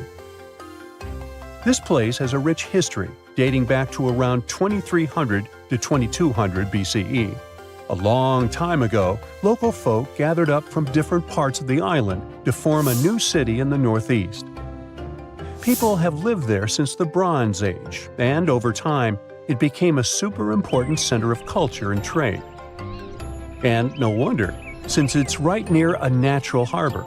The harbor was sheltered by two breakwaters, and people built some of the most important religious sites there, including the sanctuaries of Aphrodite and Hercules. Kos wasn't just beautiful, though. It had some brilliant design. The whole city was laid out in a neat grid, with streets crossing each other at perfect right angles, literally looking almost like a modern city. Thanks to this, moving around was super easy, and the blocks, or insulae, were big enough to fit several large houses. Kos remained largely unchanged until the 6th century CE. Over time, it started gradually shrinking in size, confined within the walls of what is now the Chora neighborhood. Meanwhile, Palmyra was an ancient city built around a beautiful oasis sometime around the 3rd millennium BCE. Originally known as Tadmor, this city flourished as a major stop on the Silk Road, linking the Near East with Asia. It was a thriving center of trade and culture. They had a marketplace, assembly buildings, grand gates. In other words, this place was bustling with life. The city has been through many hands throughout its history, from the Byzantine to Arab caliphates, which is probably why it had some awesome architecture. An interesting blend of Greco-Roman, Persian, and Arabic vibes. The Temple of Bel, the Great Colonnade, and a Roman-style theater. But, like all the others, it decayed over time. Palmyra's importance faded, and by the early 1400s, it had been largely destroyed. But at least its ruins remained. Right now, they're a UNESCO World Heritage Site. On September 16th of 2023, without warning, the Earth began to hum. A low, strange vibration reverberated through the crust. This set off seismic alarms all across the globe. For 9 days straight, the planet was pulsing with this horrifying rhythm, and scientists had no idea what was going on. Meanwhile, the total disaster was happening in Greenland. It wasn't an earthquake. They knew that much. They could tell it by the rhythm. Since we all live on giant tectonic plates, they constantly move and slide on magma like icebergs on water. Sometimes as they move, they can rub against each other or collide or break. In any case, all this causes an incredible release of energy that sends shockwaves through the ground. That's when we feel the ground literally shaking, and it's what we call an earthquake. These vibrations we feel are called seismic waves. Seismometers pick them up as pings or rumbles. In a typical earthquake, they create a bunch of different frequencies. It's a crazy chaotic mix of low and high frequencies, like smashing every piano key. What was weird about the Greenland event is that the signals weren't like that at all. It was a steady, single-frequency vibration, as if some ancient machine was stirring beneath the earth. It's like one piano key being struck over and over, creating a doom-like, repetitive sound. Turns out, what they were hearing wasn't the noise of tectonic plates going wild. It was a phenomenon seismologists had never seen before. The days passed, and the mysterious noise just kept going. The vibrations repeated every 90 seconds, echoing around the world. The hunt for answers was growing more desperate. Seismologists had no idea what they were dealing with. They had to gather a huge international team of 68 people from 15 countries. All these scientists were gathering seismic data, satellite images, and doing some advanced math for several days. until they finally realized who the culprit was. Water. It all happened in a remote, desolate region of East Greenland. This place is full of fjords, narrow inlets of the sea between high cliffs, kinda like deep water-filled valleys surrounded by towering rocky sides. In this area, surrounded by jagged peaks and icy waters, the air was still. The landscape seemingly frozen in time. Nothing here changed much for years. Until one day. A colossal landslide has unfolded in the Dixon Fjord. One of those steep mountainsides towering over the fjord at almost 4,000 feet high collapsed in a massive landslide. Picture a huge chunk of this mountain crumbling and crashing down into the fjord below. This sent a deluge of rock and ice crashing into the water. The impact was just apocalyptic, 882 million cubic feet of debris. That's enough ice and rock to fill 10,000 Olympic-sized swimming pools, or 10 Great Pyramids of Giza.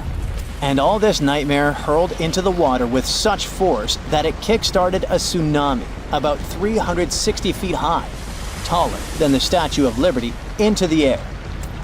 What's crazy is that this incredibly powerful wave was trapped in the fjord by narrow cliffs, unable to escape. It's like water sloshing in a closed bathtub. For 9 days, the mega tsunami continued to churn through it. That's why we heard this endless hum. It was a rhythmic back and forth of the water slamming against the walls. The shock waves were rippling deep into Earth's crust, vibrations so strong that they were picked up by seismometers around the globe. This was a phenomenon so rare, so unprecedented, that it left scientists stunned. It turned out to be a perfect storm of elements. A glacier, weakened by years of warming, could no longer bear the weight of the mountain above. This collapse was inevitable, and the chaos literally shook the Earth to its core. And people often hang out in this area with cruise ships passing by. We're lucky that no lives were lost in the disaster. It was a close call though. A tourist ship stranded in the area just 2 days before narrowly escaped the tsunami's reach by pure luck. But it doesn't mean there were no losses. The waves destroyed a nearby Inuit site, which was there untouched for over 200 years. They also swept away the huts at a research station that were about 43 miles away. The vibrations traveled from Greenland to the South Pole in less than an hour. That just shows how dangerous events like this can be. And this isn't the only place where such catastrophes are happening. In the beautiful California community of Rancho Palos Verdes, the ground is shifting so quickly that it's tearing homes apart. The land there has always been kinda unstable.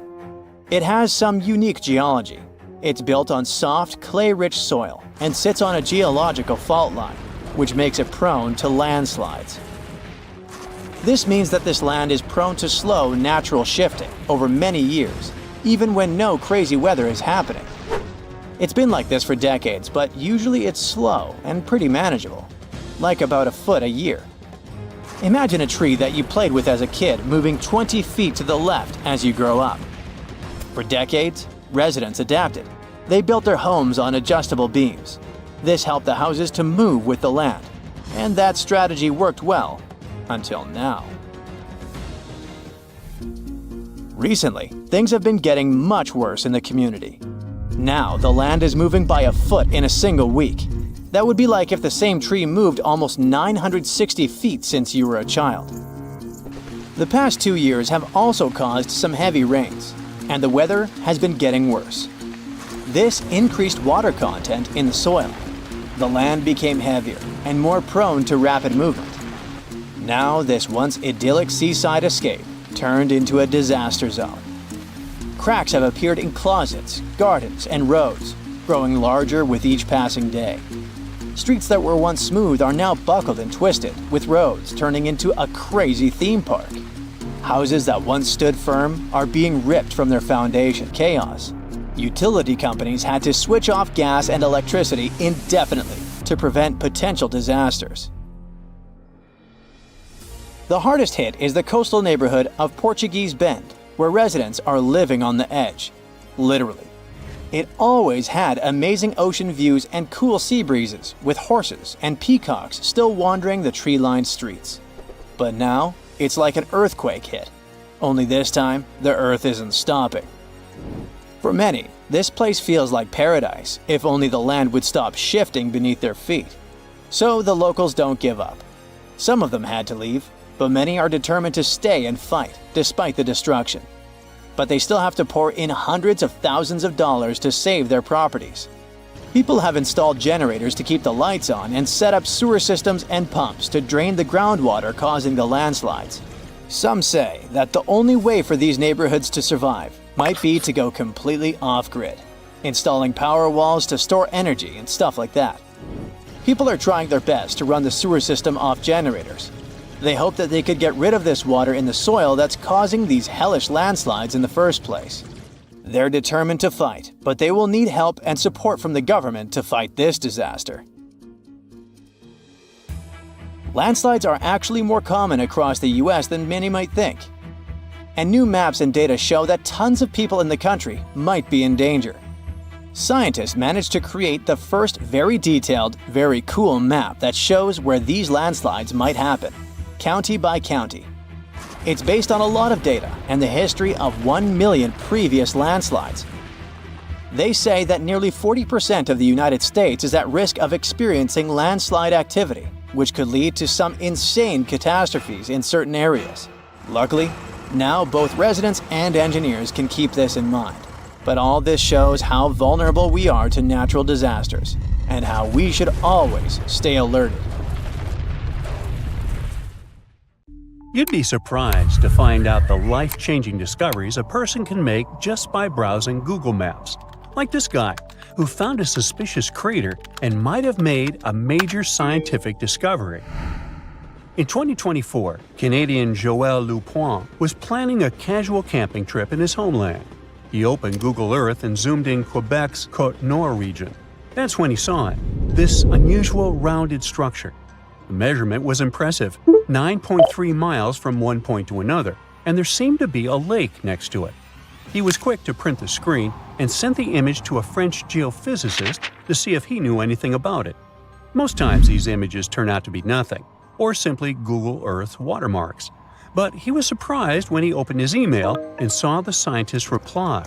The geophysicist said that, judging by the looks of the topography, Lupoint could have discovered a meteor impact area.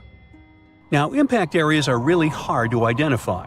Since they've been around for millions of years, most of their shapes have been heavily changed by erosion. Scientists call these areas impact structures. They're usually circular or crater-like and are made up of deformed bedrock. It happens when a meteor falls into the surface of the Earth. Here's the thing. Since the crater has huge walls around it, these areas are usually mistaken for mountain ranges. That's what left the Canadian explorer confused. But the French geophysicist that analyzed the case gave him hope. That weird formation in Quebec had been classified as a type of volcanic formation. After Lupoint brought this subject back to the agenda, scientists had to dig a little deeper to find the truth.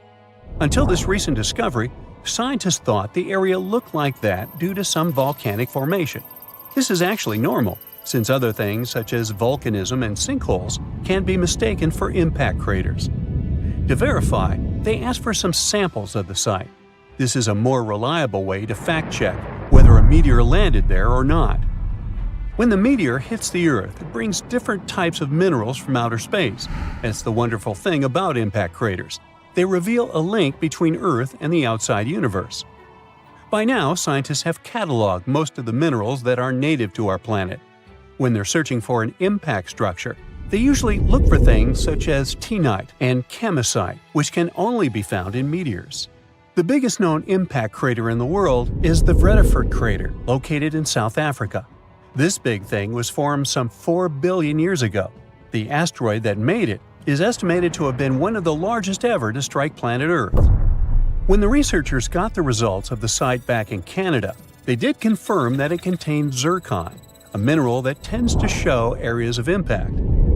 There's no way to guarantee that Lupoint really found an impact crater, but scientists are organizing a research mission over to the area just to make sure. If it turns out that it really is an impact crater, that's pretty huge news, since the last discovery was made in 2013. Another one of these mesmerizing discoveries came from a 15-year-old boy. William Goddery was also a Canadian, and for some reason loved looking for long-lost Mayan cities.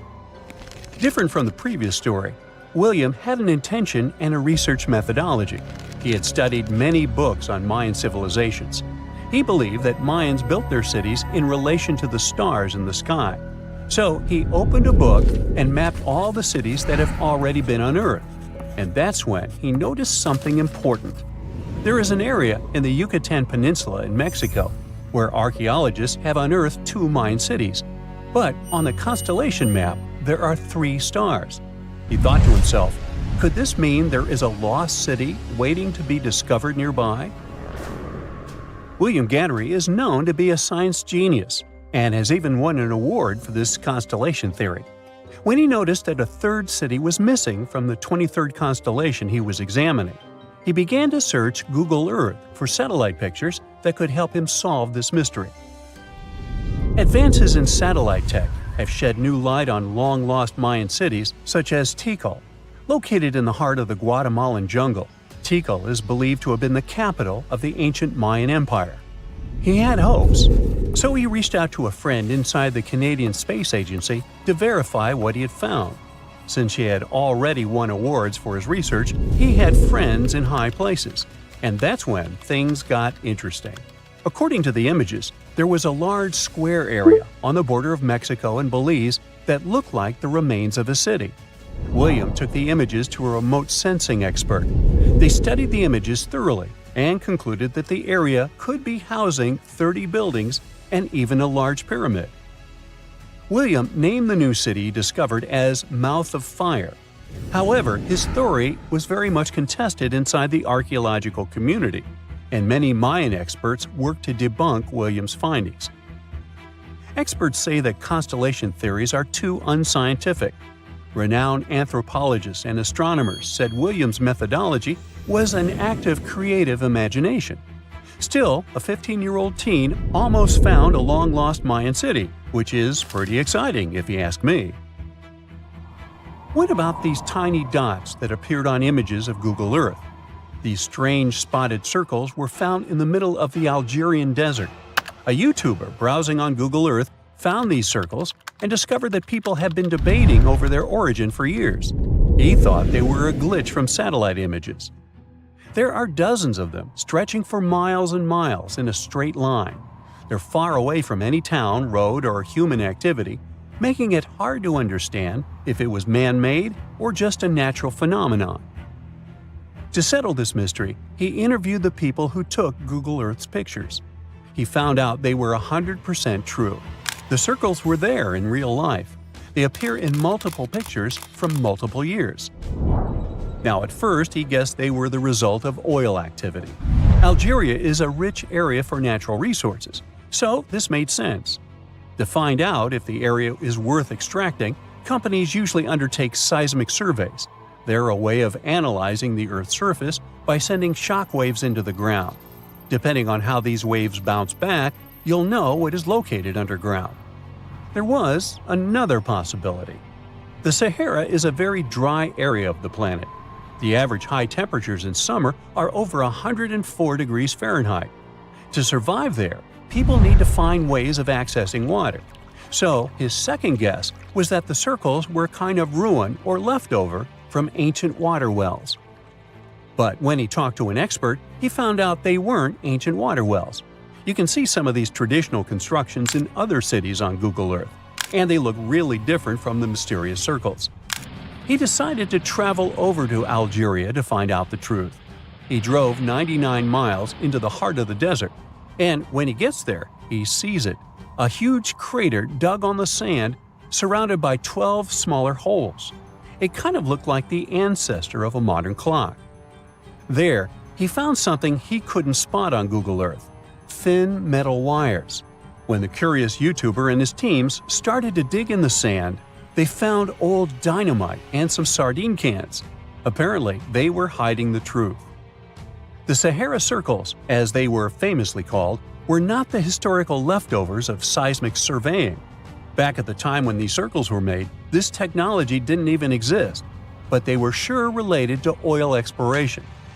The dynamite holes were an ancient method of oil searching, and the sardine cans? Well, they were left by the workers who were exploring the region. Another Google Earth mystery solved. When you think of an epic desert scene with blazing sun, endless dunes, and those magical little oases, you probably picture the legendary Sahara, right? But what if I tell you that 11,000 years ago, this vast expanse of hot sand looked totally different than it does today? Yeah, I don't know, I wasn't around then. But I'm told that back then, what we now call a desert was a lush paradise, brimming with lakes, rivers, grassy plains, and even woodsy forests. So, where did all this water go? There are many stories about the distant past of our planet when deserts were covered with jungles and forests, and then something happened, like changing climates or colossal earthquakes, and it all turned green lands into dunes.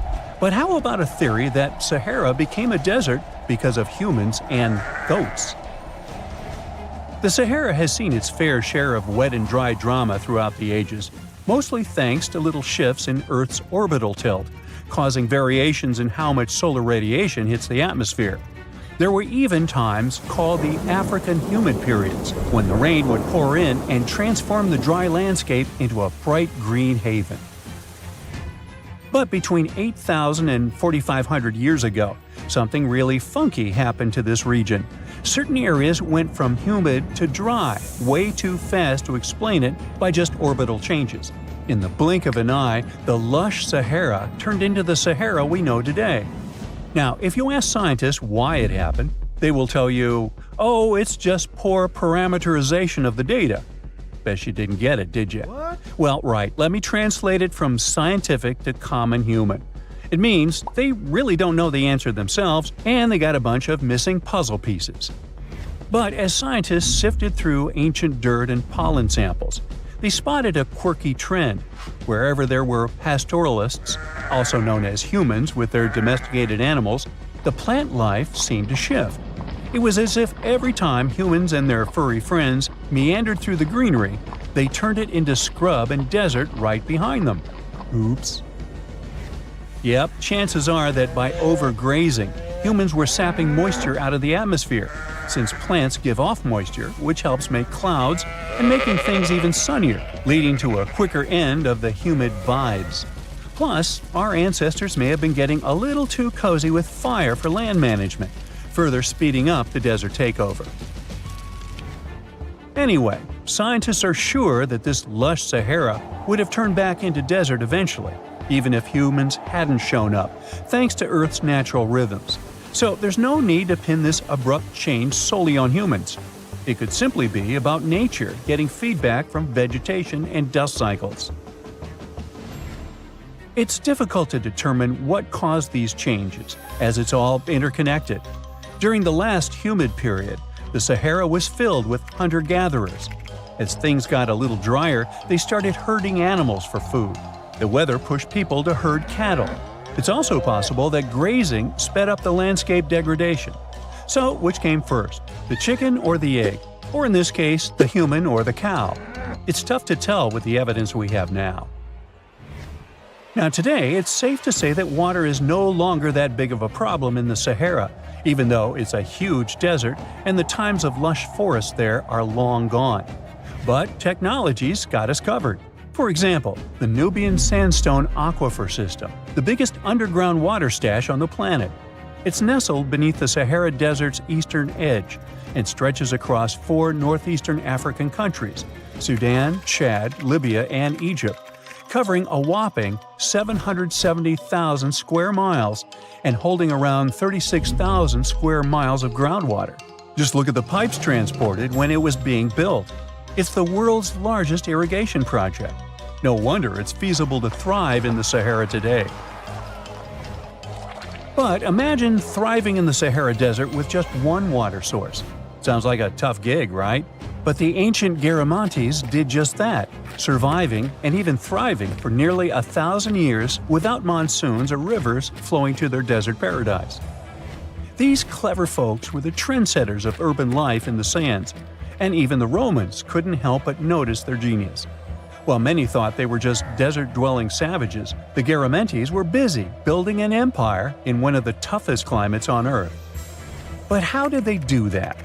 Well, they got crafty and dug a whole bunch of underground tunnels to tap into a massive sandstone aquifer. They were literally squeezing every drop of life from under the dunes. But recently, research showed that the Garamantes weren't just hardworking, they were pretty lucky too. The Garamantes had an underground aquifer that brought water up to a hill where they built over 500 Saqqaras, which are irrigation systems, some stretching as long as 2.5 miles.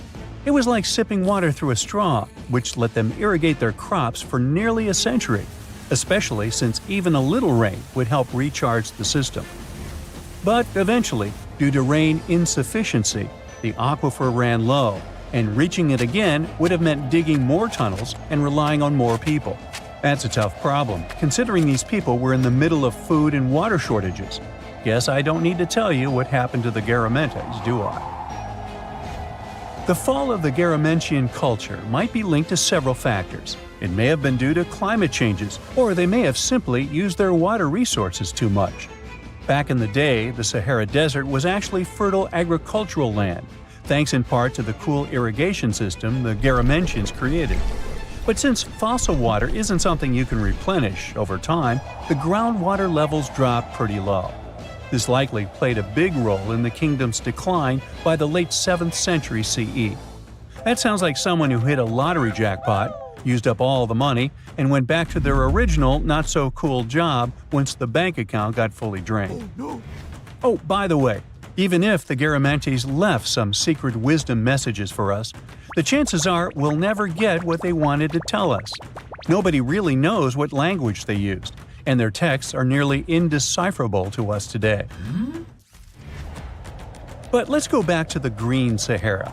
So it transformed into a desert about 4,500 years ago. But today, we can understand how people lived in those times in the Sahara thanks to natural parks in Africa that have the ultimate outdoor art gallery. There are well over 15,000 ancient paintings and carvings depicting everyday life from around 11,000 years ago. However, if the carvings aren't enough for you and you feel like visiting an actual green desert, all you have to do is book a flight to California.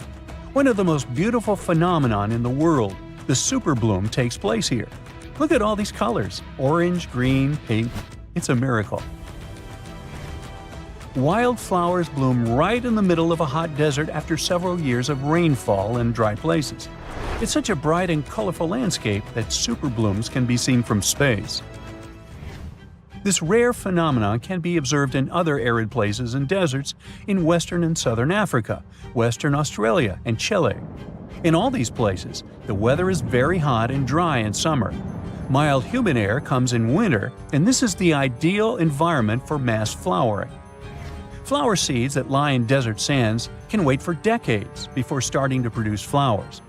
When the hot sun destroys all the weeds and grass, and the rainfall becomes enough to moisten the soil, the seeds are kind of like, well, okay, now it's our turn to play a big game. And then hundreds of thousands of tourists come to take photos and post these beautiful pictures on social media. And this, unfortunately, is one of the main dangers for flowers. Therefore, if you find yourself in a place like this, don't pick the flowers and don't trample on them. Stay on the path, don't litter. Take only pictures and leave only footprints. You get it? Good. Archaeologists have been studying Petra in Jordan for 200 years, and in 2024, they found something they had never seen before. It's a tomb with at least 12 complete human skeletons and artifacts that are over 2,000 years old right in front of the treasury. Bronze, iron, and ceramic items were placed with the deceased, which shows how people honored their loved ones when they passed away. It's a rare chance for scientists to learn more about the Nabateans, an ancient group of Arabian nomads who built Petra. The objects found in the tomb under Petra's treasury are in amazing condition. but the skeletons became fragile because it's damp inside the tomb. They plan to study the remains and extract DNA to see if the people in the tomb were related. While some scientists are solving tomb mysteries, others have trained AI to find new ancient sites for them. They've created an algorithm that works with a special type of satellite imagery. This technique uses radio waves that can peek under things like sand, soil, and even ice to find hidden objects. AI will help search a huge desert on the Arabian Peninsula called the Empty Quarter for archaeological treasures. The lead scientists of the experiment trained the algorithm to recognize hidden locations using data from a site they had found before. The new tech can discover buried structures within 20 inches, which is very precise. Another groundbreaking tech, LiDAR, which means light detection and ranging, helped archaeologists reveal new hidden cities all around the world. LiDAR can see big structures beneath layers of vegetation and map even subtle changes in ancient landscapes. They use it to scan large areas from a small plane flying over places that aren't so easy to study from the ground, like dense jungle. In 2024 alone, they found new Maya settlements in southern Mexico, gardens, roads, and rivers in Ecuador's Amazon rainforest, ancient ruins on the Pacific island of Tonga, and the remains of 2 medieval cities along the Silk Road route in Uzbekistan. Maybe some smart technology can also explain what Marge Simpson is doing on Earth in an ancient Egyptian tomb from 3,000 years ago. The drawing featuring a woman with yellow-colored skin, a blue crown, and a green outfit is alarmingly like the famous cartoon character. If you don't see a resemblance here, I hope you'll at least enjoy an amazingly well-preserved necklace with amethyst and agate beads. It's from another recent find from Egypt, an ancient tomb with 11 sealed burials near Luxor. Archaeologists also found 2 copper mirrors, one with a lotus-shaped handle and the second with a unique design of the deity of the sky, women, fertility, and love in ancient Egypt. The hair of the figurine was originally made from almost 4,000 mud beads. Another awesome find from 2024 is an ancient Greek shrine with intact burials, a sarcophagus, and plenty of gold inside. They think it was built before the year 300 before the Common Era, and the marble lions, also found inside, were made from the same marble as the Parthenon in Athens. Greece is so full of ancient treasures that the city of Thessaloniki will house around 300,000 of those artifacts in their new subway system. Meanwhile, archaeologists in France have found a monument unlike any other, and they can't figure out what it was used for. It's direct proof that people used to live here between the Neolithic and the early Iron Age periods. The coolest part is a monument made of 3 unique shapes that fit together like puzzle pieces. Some gravel found in the monument could mean there used to be a wooden fence called a palisade. People who built it probably used it for protection or decoration. The team studied the layers of soil around the monument to learn more about its origins. The only tools found so far were sharp flint stones, not the cartoon characters, which were used during the Neolithic period. The next step will be radiocarbon dating to figure out exactly how old the site is. Now, the oldest saddle ever found so far was found in the grave of a woman near the edge of the Taklamakan Desert in northwest China. This saddle is the oldest ever discovered. It was crafted from pieces of leather that were sewn together and stuffed with straw and animal hair to make it soft.